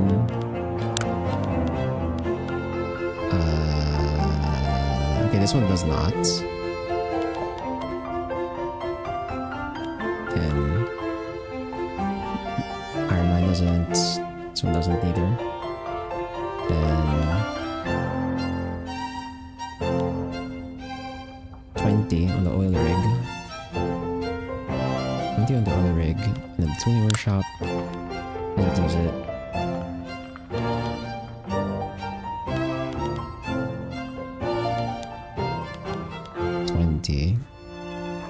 I might have to throw in like a motor industry.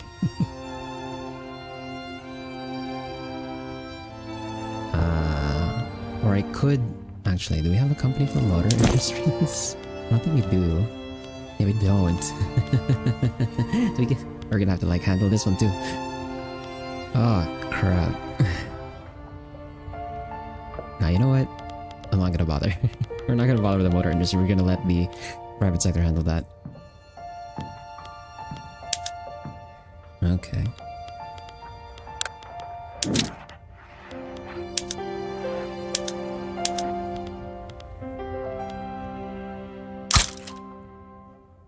So rubber plantation. Oops. Dye plantation. Yeah, we can unpause and keep running. Dye plantation. Coal mine. Oh, not West Bengal actually. I don't want it in West Bengal. Never mind. Oh, I wanna filter this by like incorporated states. Because over here it's unincorporated, which means we don't get like as much value out of it, right? 10% market access, price impacts, construction efficiency. Yeah, that's the rough part. You have so many peasants there, but I can't really build there. So plantation, coal mine in Bombay, then 2 iron mines. 2 iron mines, 1 lead mine.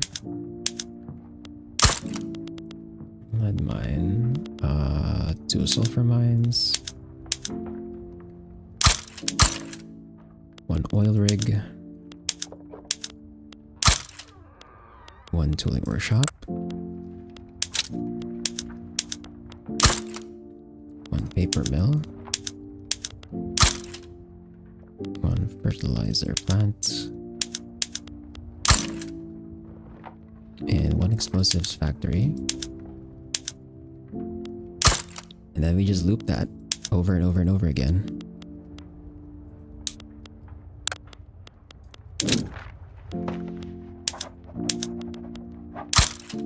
It's rubber.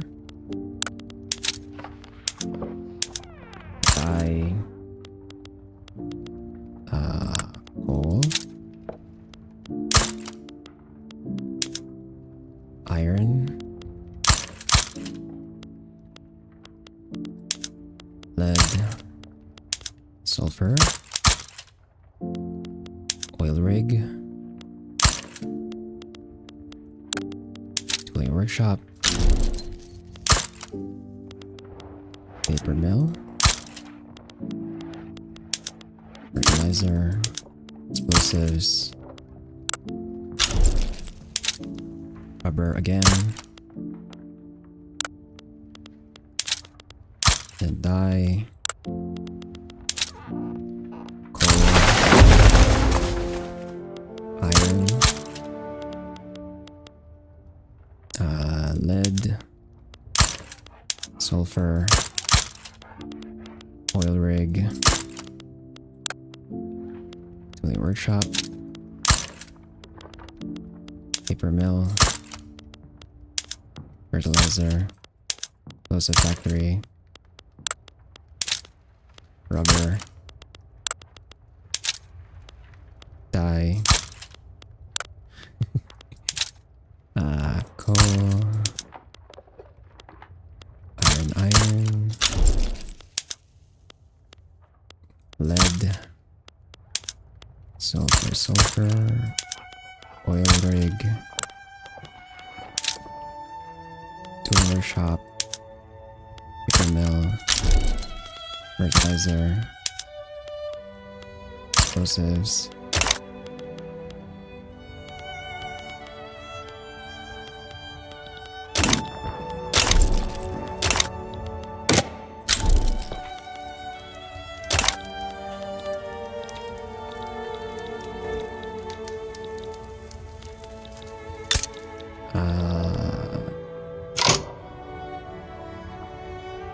What is this? Why are they going up? Climb modifiers. Oh, because we annexed another subject. Great. Oh no. We need our... Yeah, we need our infamy to like drop down fast. Otherwise they might just break free. Are these guys like... Also, no, these guys are like dropping down. Yeah, that's fine. Our GDP, okay, our GDP is like climbing back up by very quickly actually. We've overtaken Hungary by like 200 million. Where was I in my queue? Jesus. Reserves. Okay, so it's time to loop back.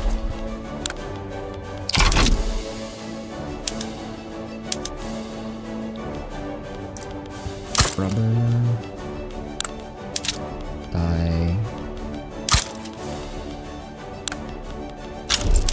Coal mine.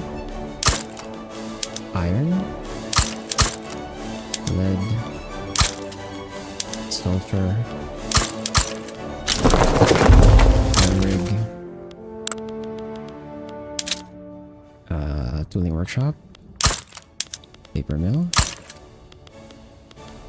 Fertilizer. Explosives. Rubber. Dye.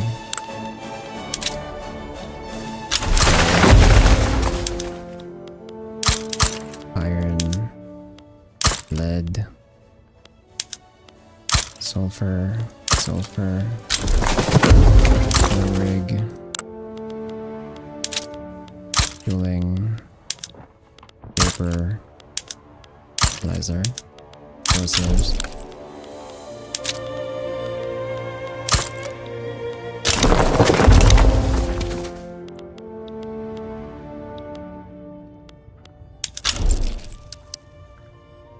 I end up stopping at like rubber.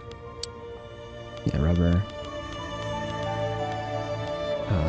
Dye.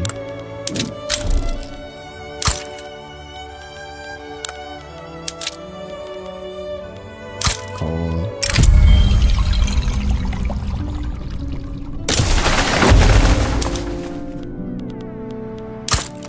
Iron. Lead. 2 sulfur. Oil rigs. Workshop. Paper mill. Fertilizer. Explosive. Rubber. Dye. Coal. Oops, that is unincorporated. Don't want to put that there. Iron. Lead. Sulfur. Oops, that was supposed to be 2 sulfur.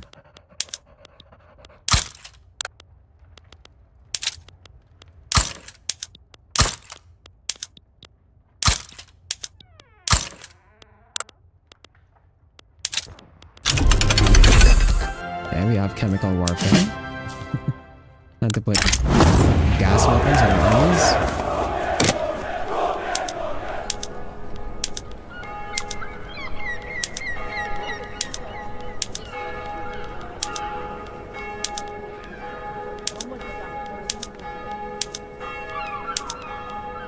And that's actually everything that we can get on our armies. The only other thing we could get is balloon reconnaissance, but I'm not gonna swap over to militarized industry.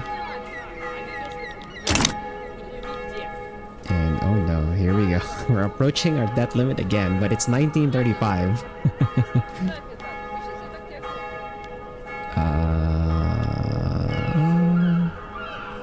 We'll take the loyalist option here. At this point, like, getting the traditionalist movement, more people in, it's not really gonna matter too much.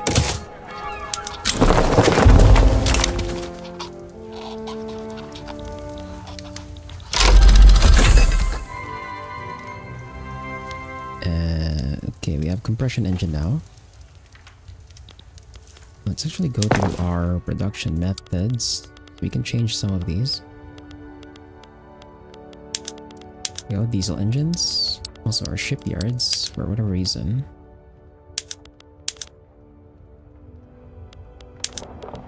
Not really upgraded. Let's get mass production in.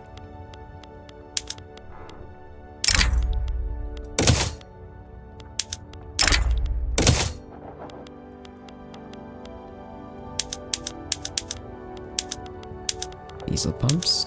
Diesel pumps on all of our mines. Oh my god, wait, that's gonna screw up my count because these it just boosts up the outputs. Oh no. Well, I guess like having these extra sulfur mines is like fine. They go up to like 80. Wait, no, we go up to like 100 on the sulfur. And the iron mines go up to, what is this, 70, 90? I guess I can just keep building like double still anyway, since sulfur is being used for like a lot of stuff, right? Because sulfur is used in the dyes, they're also used in the explosives, the paper mills, and the fertilizer plants. So like as I build more of this stuff, yeah, it's fine, I guess. I mean, we can just export the rest of it. It's not a big deal, actually.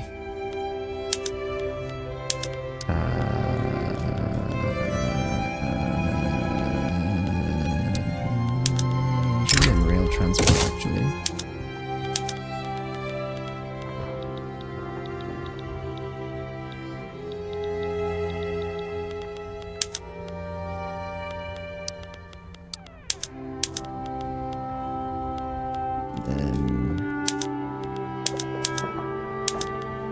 Right, I can't touch this one because this one's gonna affect the tree port over in Korea.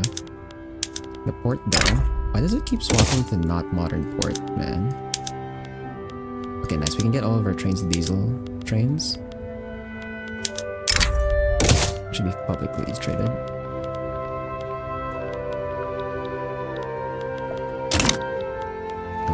We are we're so close to like going to a death spiral again. We only have like literally just 1 year left, right? We just have to survive. What the fuck, Berta? What did you do? Oh my god, what is this? What the hell are these people doing, man? Okay, they will not accept. If I try to annex them, actually, the US, we could fight another war with the US, Arabia, although at this point, it's just really late. It's really late.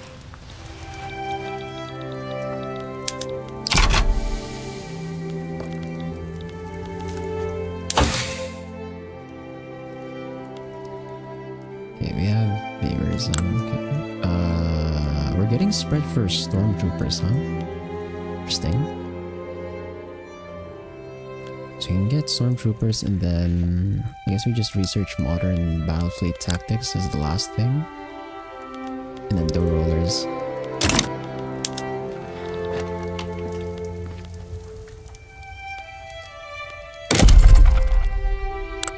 Anyway, where were we? Rubber.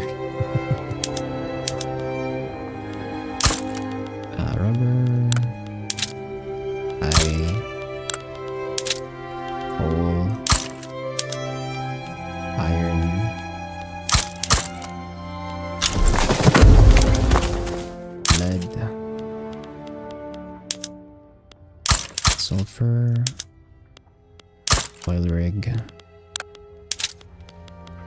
light workshop, paper mill, fertilizer, explosives.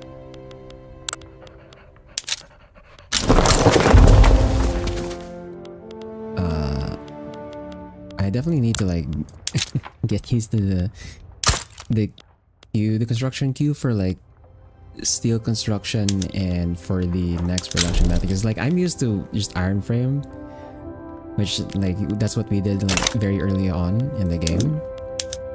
I haven't gotten used to like the queue for when you're already on steel frame and arc welded. So sorry about that. We're gonna have to like familiarize myself with the ratios for this one. Where's the coal? Coal, iron, lead, sulfur, oil rig, workshop, paper mill, fertilizer, explosives,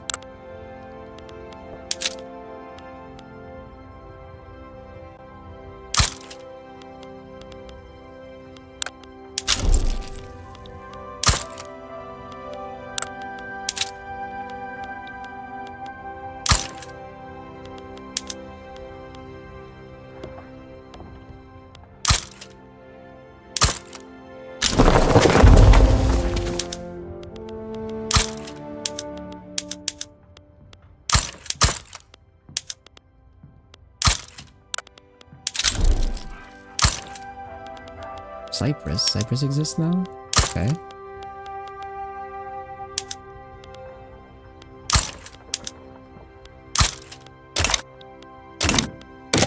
Okay, five pages of queue should be fine. So we can like go back to that later.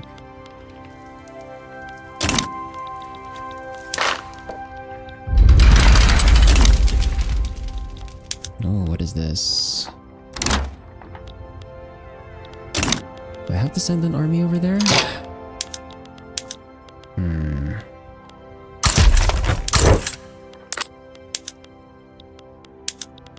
I don't really want to have to send an army down there.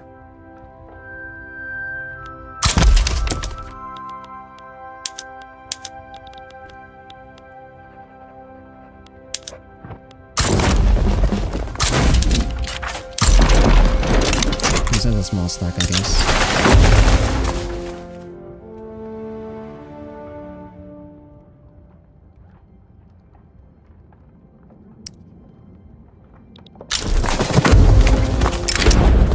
When does the modifier for that one disappear?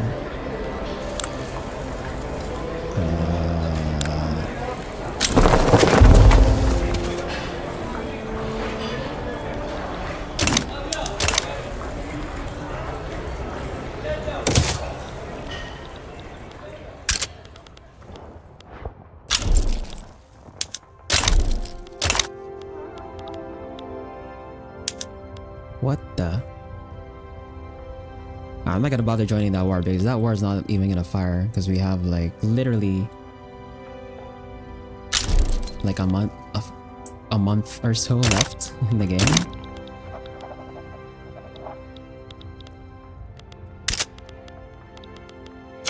Actually, hold on. Before we let the month take over, I'm gonna add in the last of my conscripts. Just pad some stats here.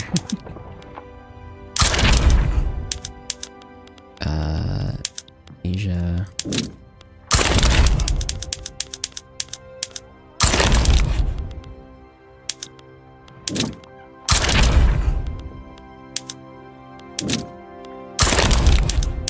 There we go.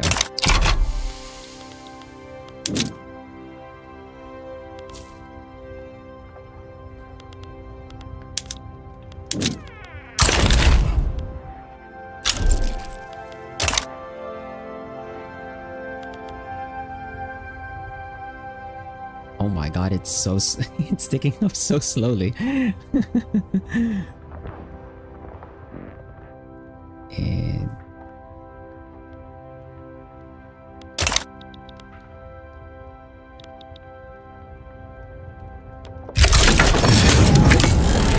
oh, there's the game over screen immediately as soon as the war freaking fight. So that's gonna be the end, I guess, of this portion of this half campaign.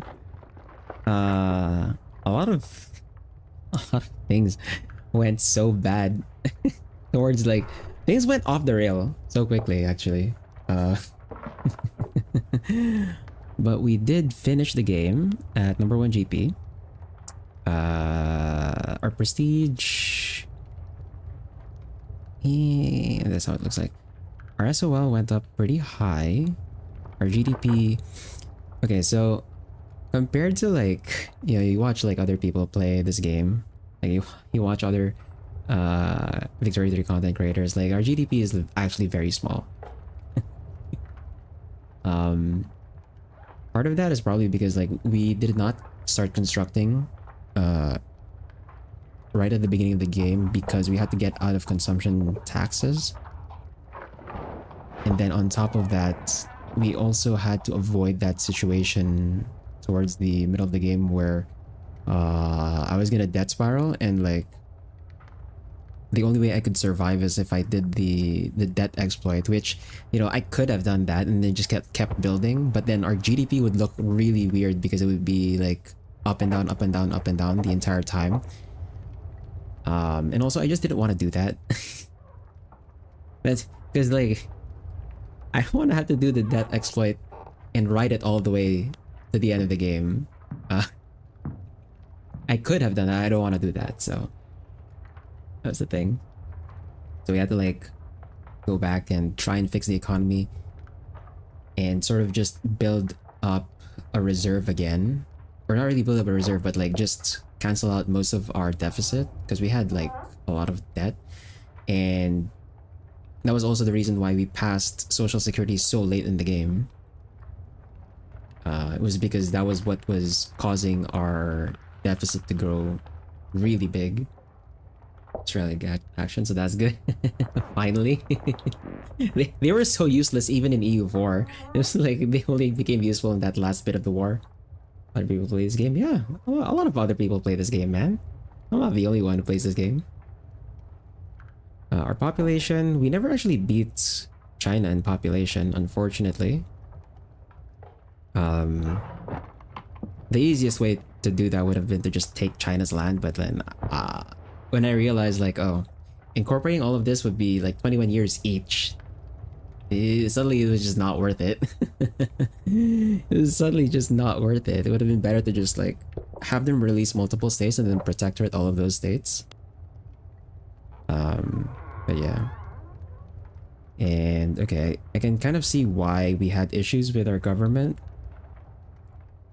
Because like half of our population, almost half of our population were just straight up laborers. So that was part of the reason why the trade unions were so strong politically.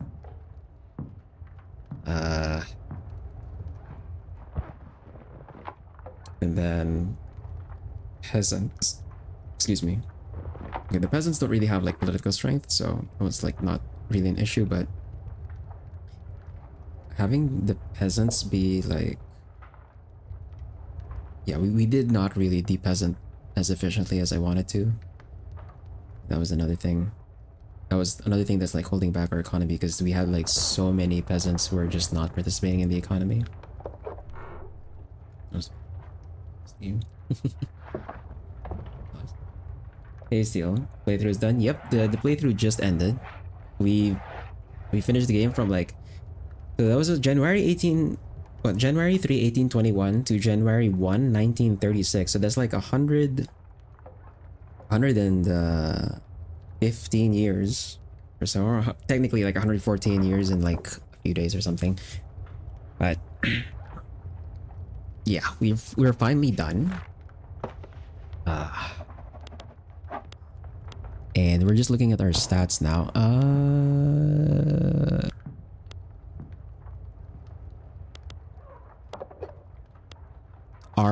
population, yeah, so the our Japanese and Bengali pops overtook our main pops, which are Filipino, but that's kind of expected considering how many freaking pops were in the Indian states that I took, and also we took most of Japan.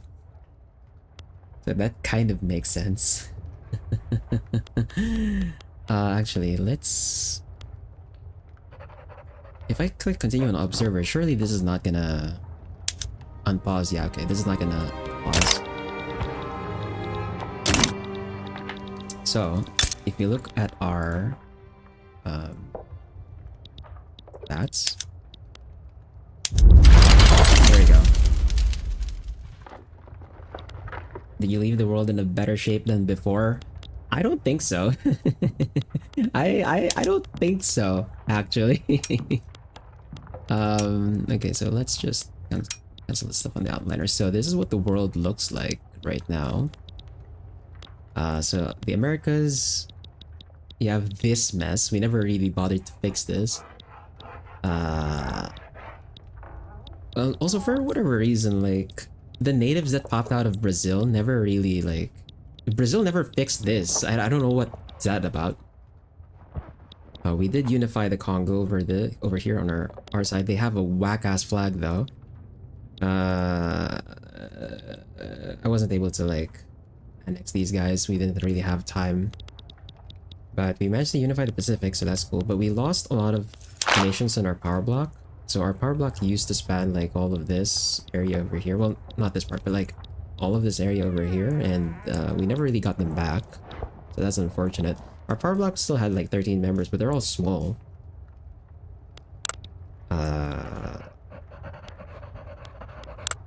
Yeah. But we were still like the #1 power block for pretty much most of the game, just by my own sheer size. In terms of our stats, so we have #1 GDP, 744 million GDP, which is like almost actually around about 200 million ahead of the next one, Hungary. But again, like compared to how other people play this game, I think this is actually pretty low. Because if I actually just kept constructing, and we're also like behind on our construction sectors, right? Like, we only have like 1,000 construction here, but like technically, well not technically, but like with other people's playthroughs, I typically see like 5,000, 4,000, like upwards of like 4,000 to like 8,000 construction by this point in the game. So we are so behind, actually. We are so behind on construction, actually. And like the construction pretty much correlates to the GDP. So if we had like that much construction, we definitely could have broken into the billions on GDP. So that was unfortunate. Our literacy rate though is pretty high. If anything, it's too high. Our literacy is like too high because we're generating so much innovation, but our cap is like not that high. Our cap was like 186, but then I swapped out of advanced research, so that was the one that was giving us an additional 20 innovation. We swapped out for vassalization. That gave me the enough authority so that we can give a charter to our new company, the Suez. But yeah, I was not really being efficient with the literacy because, you know, we're overcapping, right? I think I overbuilt the universities, but that's not a big deal. You kind of want universities anyway so that you have qualifications so that people don't have a hard time actually finding jobs. The problem was the government, I was not building for a large chunk of the late game. I was just not building because I was like trying to keep our balance from like tipping to the defaulting zone so that I don't have to do the default exploit again.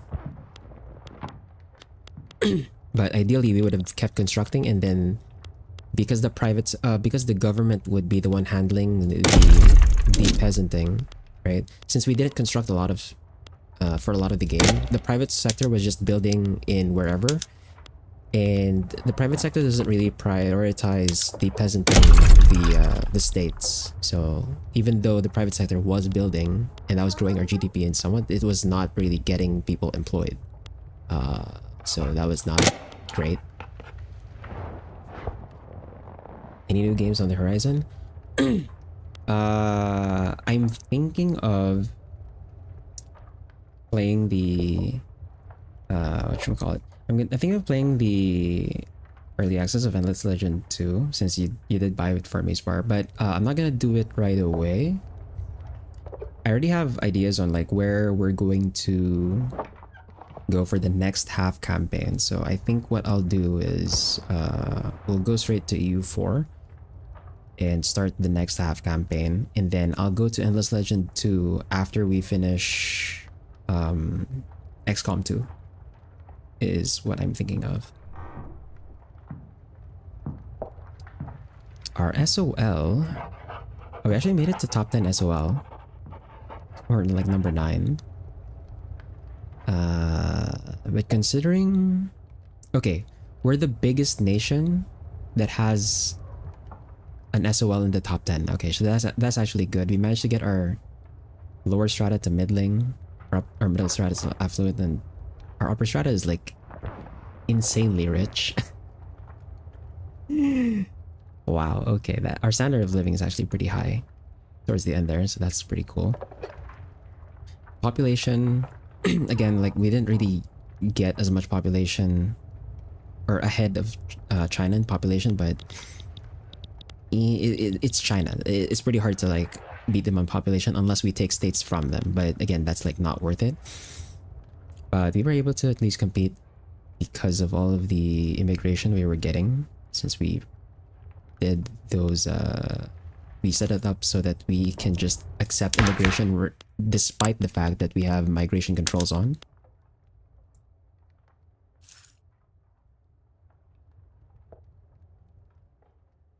There's like 9 people watching that game. I think it's going to blow up your stream. Where there is a pairing man, there should be a mob promoting our parry questions, I'm sure. Are we gonna, you guys want me to do another parry run? I don't want to do another parry run just yet, because like you don't have another well, actually I have a feeling if I want to get past Hades, I might have to just treat it as a parry run, to be honest. if I want to get past that game and actually finish it, because we still haven't gotten our second escape attempt yet.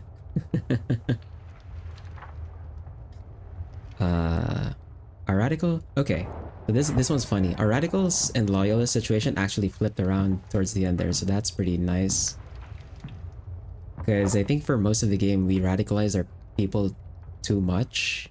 That helped us get our reforms in, but then it also meant that we were on the verge of having civil war.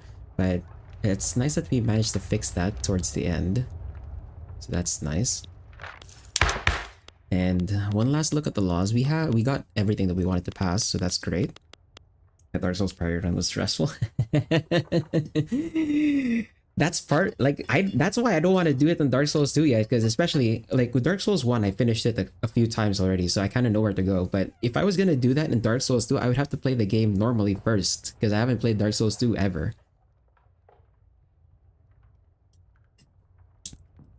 So I don't know if and when I'm gonna do like a parry run in Dark Souls 2. And also that just sounds miserable considering how many freaking enemies they put in that game.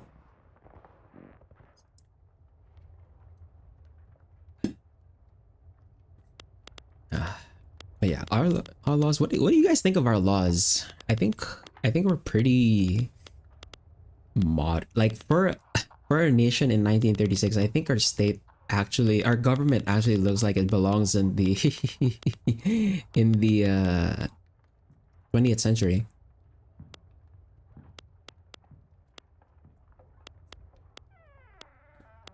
We're a parliamentary republic with universal suffrage. We have no racism, or multicultural. Total separation.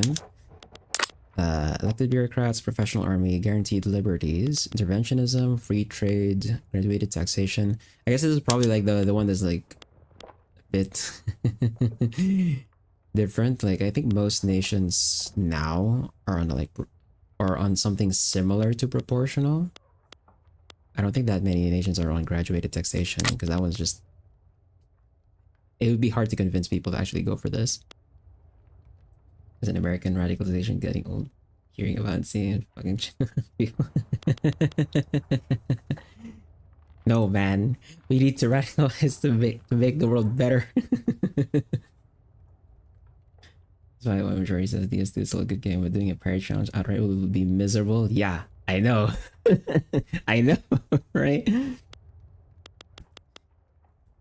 Commercialized agriculture.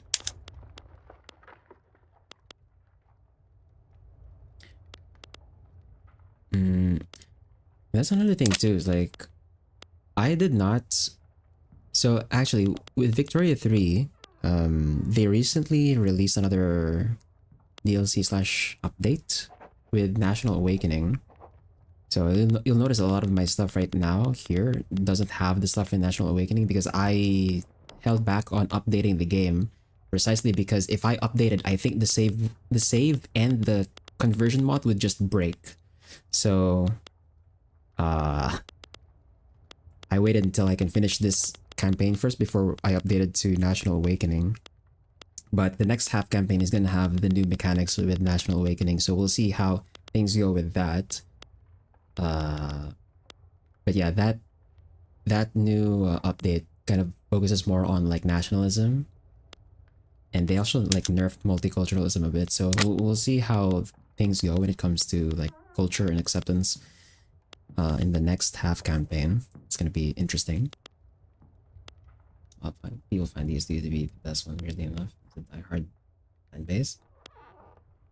Really? Isn't it usually like just I guess it depends on like where you're hanging out, I think. Right? It depends on where you're hanging out, where you're like hearing about this stuff, but at least for me, I hear more people talk about like Dark Souls 3 being like the best one. Well, actually nowadays it's usually more just Elden Ring. Now that I think about it, actually, it's more people that are just praising Elden Ring. But I guess if you don't consider that part of the trilogy, then you don't think about it. But anyway, like here's the last look on our laws. We never managed to get no migration controls, but I guess it didn't really matter because we had like 90 acceptance on everyone. So we still got a lot of migration in anyway. We unfortunately did not have enough time. We're like 44 weeks away to getting social security up to max. So I guess I should have passed this much earlier in the session, but that's fine. At least we have like all of our institutions up, apart from colonial offices. We're paying 80% in welfare payments. How much is that actually in our... Ah, crap. Because we went to observe, it cut it out of the... cut it out of the math. But like... Our welfare payments should be here in the national expenses. But even without that, right now, being listed, we're losing 1.51 million a week. So that's pretty big. Yeah, I'm hearing more DS3 plays. People should have DS3. You're subjectively the best. I was looking according to song list too, and it's never wrong about anything. You're so waiting for PC port remaster. Let's get that design there. It's phenomenal.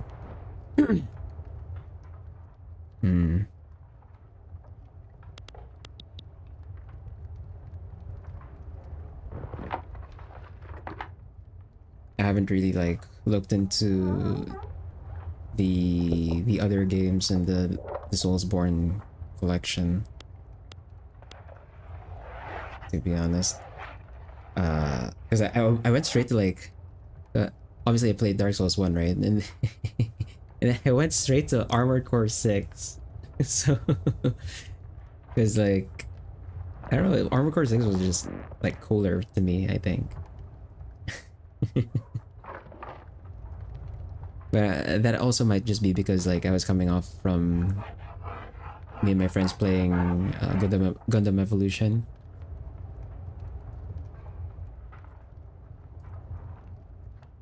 there's a balance.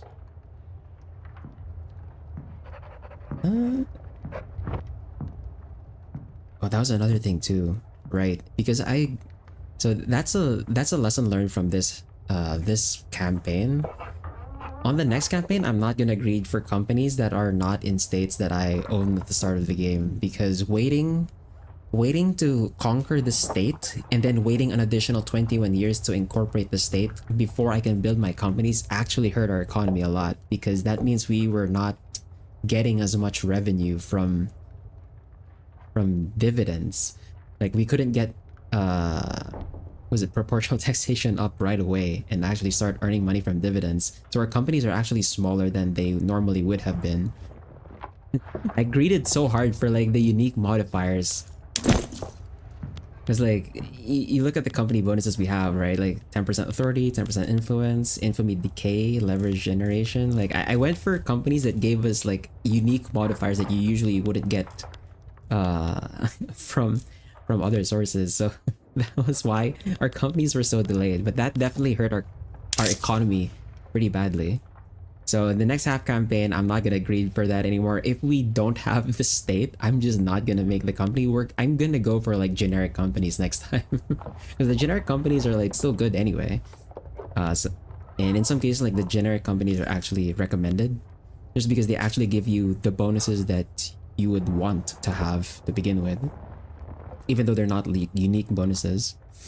But yeah, like earning 1.53 million dividends taxes in 1936, I feel like it looks hella low. Like we should probably have like 1 million from company headquarters, on each company headquarters actually, if like I did the companies much sooner, and that way our economy probably wouldn't be hurting too much. Playing Ace Combat 10, we downloaded Phasmophobia and so ranking up in SF6. Actually, speaking of fighting games, I might stream 2XKO. It's going up to early access in like October 7. I ended up like not applying for the closed beta of that one, but with early access, it's just to be open. I can just like download it. It's a free fighting game. So I can try that. I don't know if I'll stream. If I stream it though, I'm gonna have to like bring back. Do we bring back Ladder Weekend that way? I still haven't gotten around to like back to my ranked games.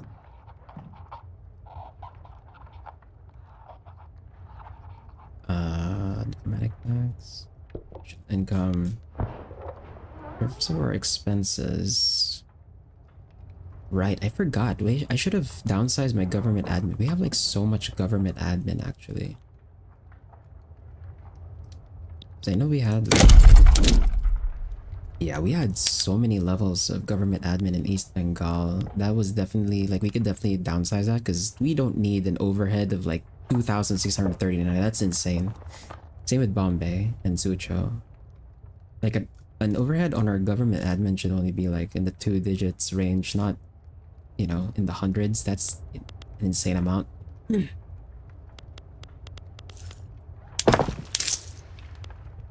That was like eating up a lot of our expenses, right? Like 925 from 877 from government admin. It's a lot of money.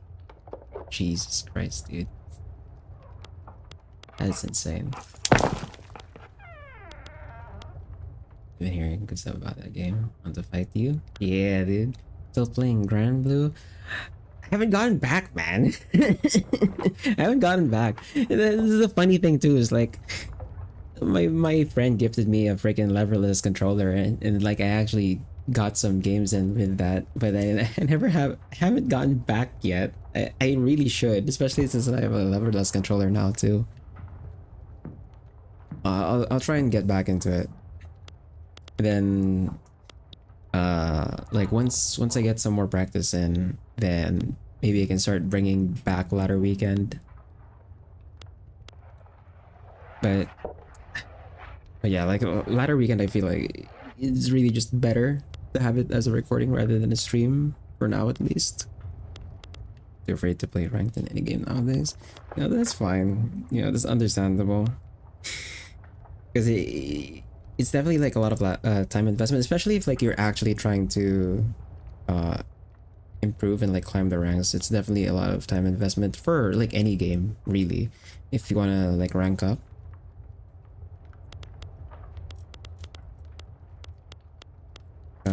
Here are our production methods. We did end up putting rail on like almost everything.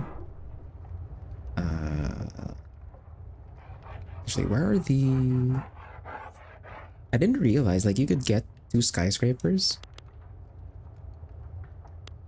You basically survey, you do a survey, and then you take a state that another nation has surveyed, and then you can build 2 skyscrapers. I don't know if the modifiers stack though. I'm assuming they do.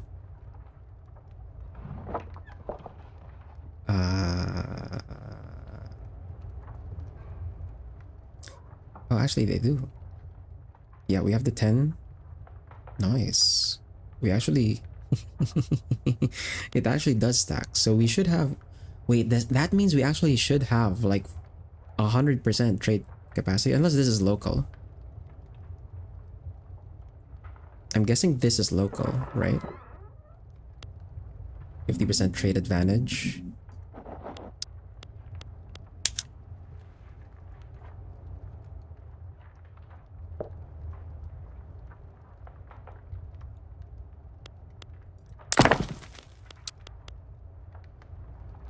Or is this a global modifier? But either way, we got those 2 skyscrapers. Then we have both of the canals. I was worried that the Suez Canal would have a hard time hiring, but it actually managed to hire up, so that's good.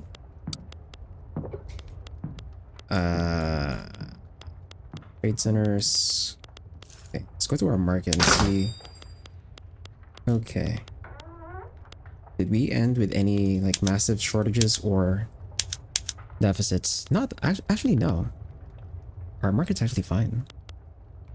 Don't be afraid. Losing only means you still get to play easier opponents, and it's not very. It's about playing against others. Your skill level. Yeah, actually, that's what ranked is for, really. Right? If you're losing a lot, that just means like you're not like the game hasn't put you in the level where you're actually at yet. Where like you're actually fighting against opponents of your skill level, right?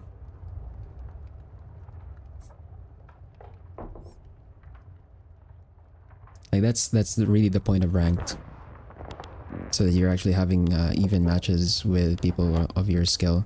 And if you're climbing really fast, that means like you're just you're just better than who you're getting put up against.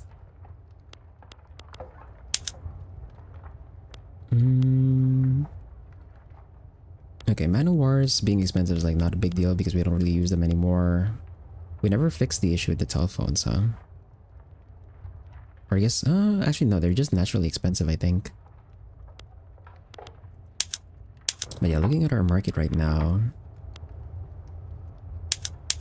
we have... okay, we have not... Okay, we have a deficit of oil, but it's like not a big deal. So that's cool. Actually... Prestige goods... Right, because we produce prestige goods, right? Wait, we produce... Wait, we prestige... What? We actually produce prestige meat from where? How? How are we producing prime meat? We don't have a company that produces prime meat. What the f... Or I guess maybe a company built in our subject or something? We got designer clothes. We're actually the #1 prestige. Right, I forgot. We should show that through prestige. So... Through prestige, we are... Okay, we ended as the #1 producer of tanks, airplanes, radios, merchant marine, porcelain, luxury clothes, steamers, silk, explosives, ammunition, steel, glass, #2 in telephones, #1 in hardwood, #2 in engines, #1 in liquor, #2 in luxury furniture, #1 in wood, #2 in dye, #1 in iron, #2 in tea, #2 in small arms, #2 in artillery, #3 in ironclads, #2 in paper, Number 1 in opium, number 2 in fish, number 2 in sulfur, number 3 in oil, number 3 in tools, groceries, clothes, furniture, fabric, lead, and fertilizer. And of those, we are producing Swift Merchant Marine, so that's the Prestige Merchant Marine. Our porcelain is also Satsuma Ware. Our silk is Sucho Silk. And then we are producing number 1 producer of designer clothes and number 1 producer of pure opium. So that's pretty cool. Nice. And then in terms of our trade on the world market, let's see how we compare on the world market, right? I got the reason I've been ranking up, but I went to losing and the-ranking that. It's fun. Yeah, like, yeah. Sometimes you just gotta have that mindset sometimes, because like other people like tend to get way too salty about it, right?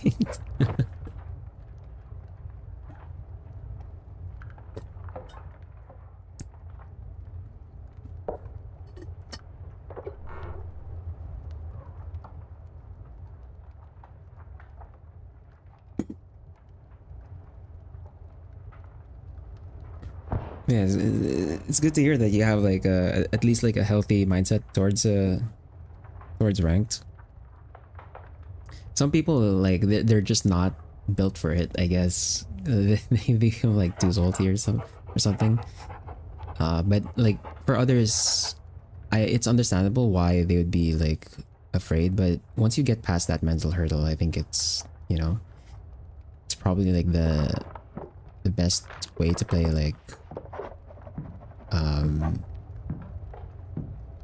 more PvP oriented games.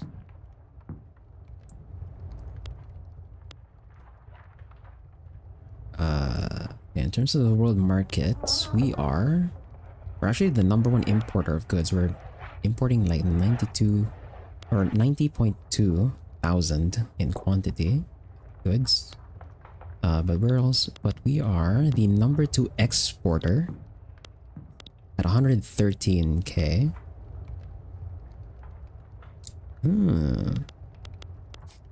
In terms of deficit surplus, where are we?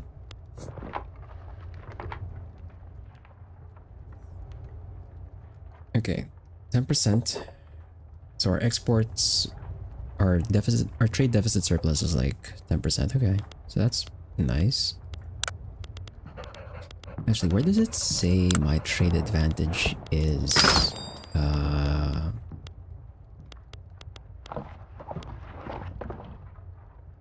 I guess I have to just go to a good and then see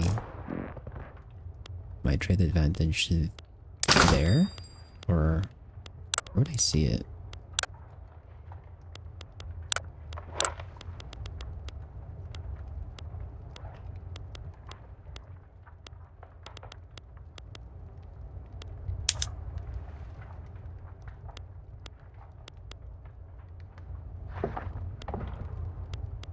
I have to go to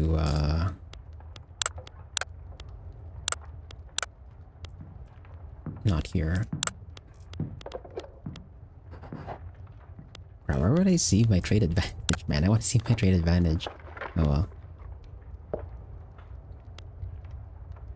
Maybe this is Zangief, both growls, but the damage difference is insane. You gotta get those you gotta go get those medals, man. I think, doesn't Manon have like better damage at like four or 5 medals? No, I guess that's the hard part, right? You have to get medals. You gotta win Oki, man. You gotta win neutral and then get like good Oki. Good guesses on your wake ups. Yeah, what other stats we want to look at? Go to our companies. Yeah, like I mentioned earlier, if I actually established my companies much sooner in the game, I think our companies would be like far higher. If you look at this company from Hungary, it's like 1.75 million. If you look at when this was established, whoops. Look at when this company was established. Does it not say the, okay, 1845. It was established, like, we started the game in 1821. So they established this company in like 24 years into the game. It is by far the most profitable company in the world. You look at the American Fabric Fellowship. This one was established 1824. Okay, this one was established even earlier, right? And it's the second most profitable company, right? So yeah, lesson learned. Just don't greed for companies that aren't in your starting states to begin with, especially you have the company slot already. Like our companies would have earned like so much more money, I think, if we actually established them much sooner.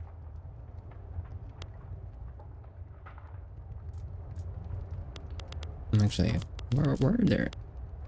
Our companies dropped down actually. Hold up. What the hell? Where are they? Hewitt. I don't see the...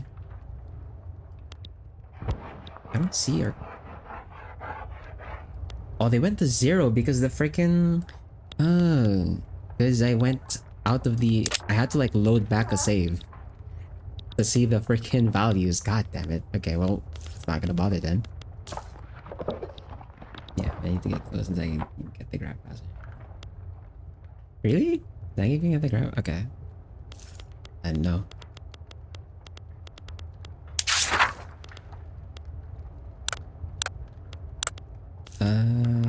Technology. Okay, in terms of technology, yeah, we were behind on arc welding. We actually had like, okay, so we had 5 technologies we haven't researched yet, but we filled out our society tab completely.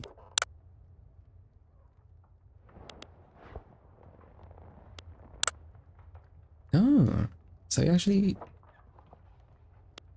oh, but then how would we speed this up then? Because we were already overcapping on innovation, and yet we didn't actually max out our research, huh? Interesting. I guess it did take a while for our innovation to like climb up. So I guess our starting innovation was just so far down that it took a while to like catch back up. Huh. Interesting. Let's see. We also never got to use... we got the tanks. We got the tanks, we never got to use the tanks. I guess I shouldn't be surprised that like the siege artillery and the lancers wouldn't automatically upgrade to heavy tanks and light tanks, because obviously I would have to build the hull. So actually using the tanks, I would need to have rebuilt my army. Or not necessarily rebuilt it from scratch, but like I would have had to build like a separate army with the actual tanks in them first, so that we could use tanks. So we never actually got to use the tanks themselves. Oh wow.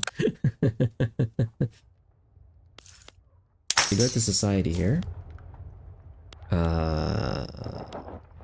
We actually have... Oh, we still have some acceptance second class citizens, but I guess, yeah, they're gonna get upgraded to full acceptance anyway. Yeah, it's like 0.81% of pops has, so they're gonna get like full acceptance immediately. In terms of cultures, so our primary culture at 18.9 million population, then the lowest acceptance ones are at the Bascan culture, but like they're not even... Wait, we have so many... What the... We have so many cultures: Athabascan, Cajun, Olam, Micronesian, Fluvial Bantu, Siberian, Min, Scottish, Colombian, Muisca, Welsh, Maya, Tupinamba, South Italian, Zapotec, Paulista, Tatar, English, Mexican, Occitan, Croatian, Spanish, Lacustrine Bantu, Bedouin, Belarusian, Mystery, Portuguese, Mexican, Tonga, Russian, Portuguese, Central American. Wait, why do we have two Central American? What's the difference? Oh, one Central American is Hispanophone European heritage. The other one is Scandinavian. What the what the fuck? And we have French, Bakongo, Kru, Kavango Bantu, Latvian, Serbian, North German, Bosniak, Gaelic, Greater German. What? Wait, there's a North German and Greater German? What the? Isn't it just North German and South German? What the hell? Where are you from? We got Finnish, Estonian, Dula, Songhai, Maasai, Norwegian, Caribbean, Danish, Malagasy, Brazilian, Lunda, Buryat, Yoruba, Makua, Anglo-Canadian, Nawa, Platinian, Mande, Czech, Irish, Fang, Luba, Oromo, Fon, English, Brazilian, Shona, Ainu, Nepali, Kikuyu, Guarani, South German, Greek, Tarascan, Tuareg, Senufo, Yao, Kashmiri, Fulbe, Paganda, Bambara, Wolof, Hawaiian, Polish, Mazig, Circassian, Edo, Mongo, Pahari, Mexican, English, Igbo, Punjabi, Luo, Andalusian, Swahili, Mosi, Telugu, Oriya, Polynesian, Maghrebi, Mixtec, Mongol, Hausa, Rajput, Chuang, Akan, Manchu, Malayalam, Hindustani, Gujarati, Tamil, Korean, Aymara, Bihari, Sinhala, Melanesian, Kannada, Kamarupan, Marathi, Han, Japanese, Bengali, Karen. There's what?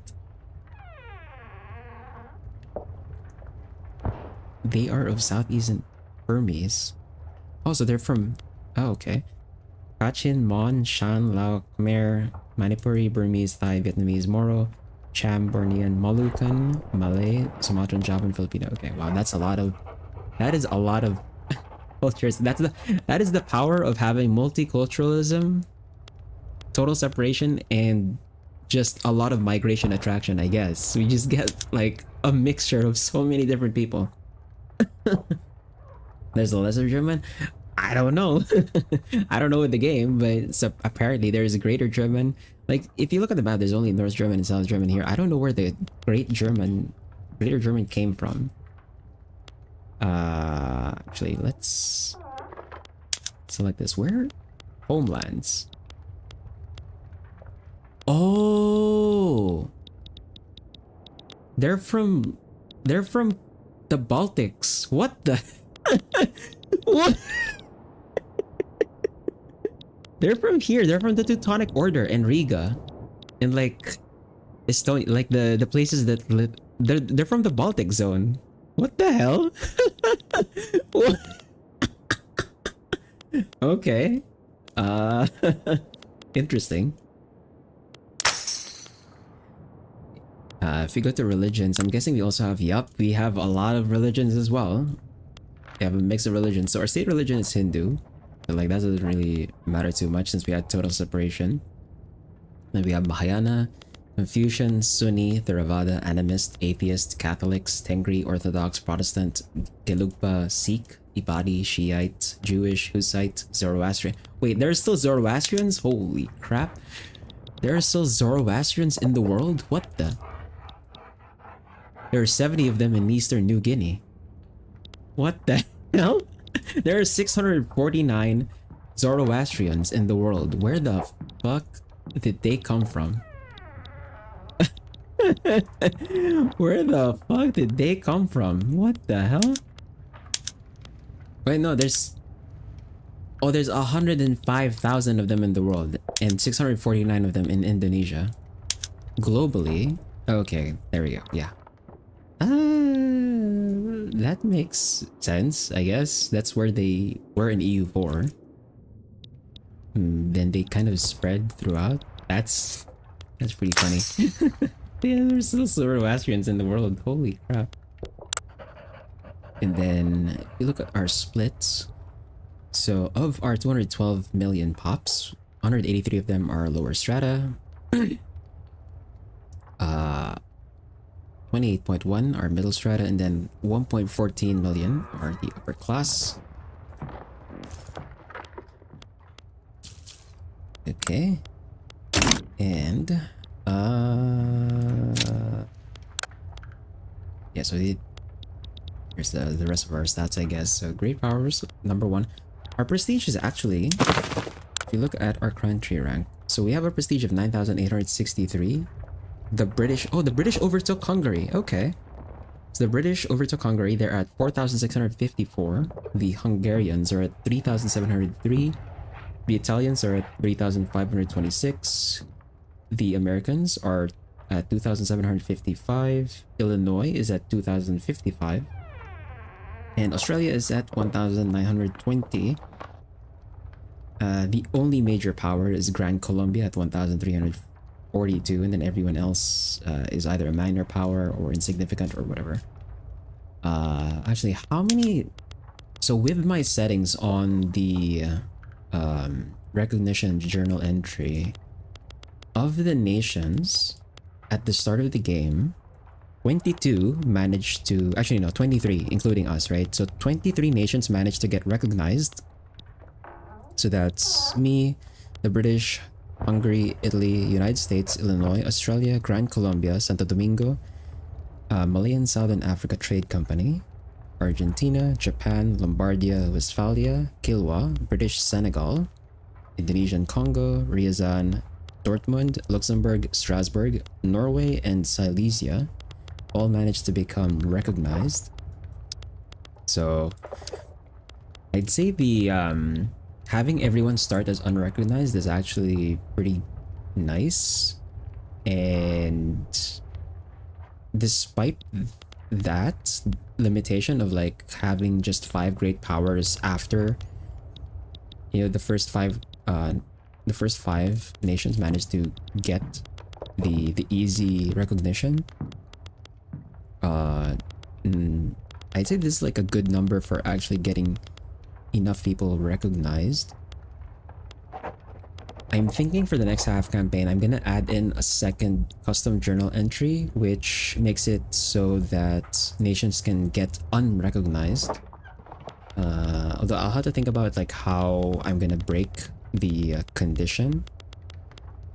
But considering that 22 nations managed to actually get recognized, and then some of them did drop off, I might just cut it down to like maybe if their country rank is falls below like 20, because obviously like these nations down here, like they're recognized, but they're like down here in like 20 plus. They should get unrecognized, I think.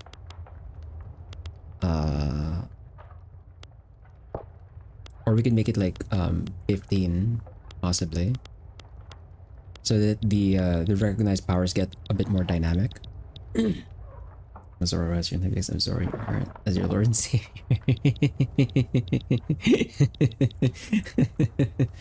I actually never watched the I only remember like the Zoro cartoon. I think there's a live action of that, right? I don't remember ever seeing the live action one, but I think there's a live action one, right?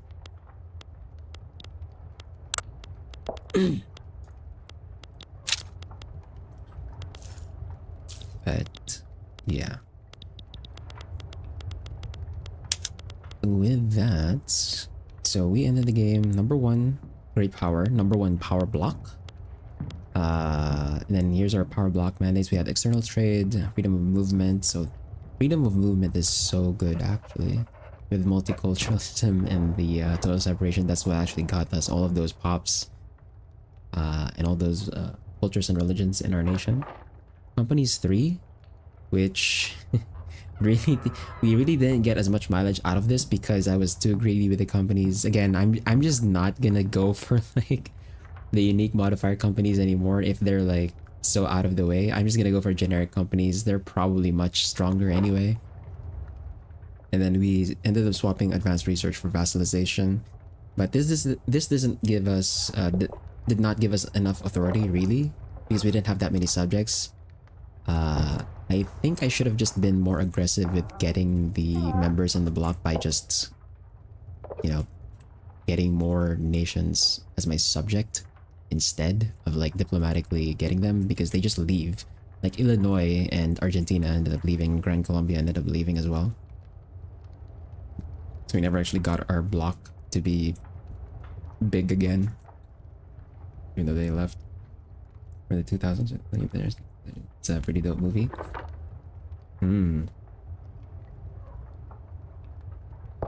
Yeah, like I never watched the movie. I just know the cartoon. We also have the largest army in the world with 271 battalions of regulars and then 986,000 battalions of conscripts. And that's 1.25 thousand battalions. And the next biggest army is Hungary at 924. Okay. Our fleets, we managed to get our fleet back up. From being a Pirate Republic nation, we should have had the largest navy, but we didn't because of the way the conversion works. But we managed to get back our position as the premier navy in the world at 322 ships, or flotillas rather. That's great. And then again, our GDP, 744 million. Which, again, for like this amount of time, we should actually have like GDP in the billions. Like maybe like 2 billion, possibly, if I played things better and actually did not fall behind on construction, but we fell behind in construction by too much, really. So that is unfortunate, but we would have like a much bigger GDP than this, but still number 1 GDP, so that's pretty good. Population, again, hard to overtake China because each of those states in China just has like way too many pops in them. Number 23 in literacy at 77.4, but again, like this is just, we overcapped on innovation, so we don't really need this much literacy, but it's nice to look at, I guess. And we managed to reach number 9 in standard of living. But the thing to notice about the standard of living rankings here is that we are the biggest nation out of the 10 nations in this list. So the Maritimes, Otka, Bremen, Lombardia, like I think the second biggest one here would probably be small Persia, because the Persia over here is not the big Persia over there. I still don't know why there were like 2 Persias. But yeah, still pretty good that we managed to get this standard of living considering how big we are and how many pops we have. So I think that's pretty impressive. But anyway, that brings us to the end of this half campaign. And like I said, I already have ideas for like where we're gonna go for the next half campaign. So we're gonna go straight to EU4 next week. But since we finished the playthrough, we're gonna shift our schedule along again. So for next stream on Thursday, we'll be continuing XCOM 2. Saturday, we'll be continuing Hades. And then next week, Tuesday is going to be XCOM 2. Next week, Thursday is going to be Hades. And then the start of our next half campaign is going to be on Saturday next week. And yeah, it's just going to be a surprise for where we're going to go. But I already know where we're going to go. So, yeah. Look forward to that next half campaign. And that next half campaign is also going to be a bit more interesting because I'm going to be playing EU4 a bit differently than I usually do. So I'll talk about that more when we start it next week. But that's going to be it for today. And that's also going to be the schedule for the week. So XCOM 2 on Thursday, Hades on Saturday. And yeah. Thanks to Spar and Steel for dropping by, and thanks to Stenan2 for following. For everyone else, whenever you're watching from, whether it's live or the VOD, whether it's on YouTube or on Twitch, have a good day, good night, take care, and I'll see you on Thursday for some XCOM 2. Bye-bye.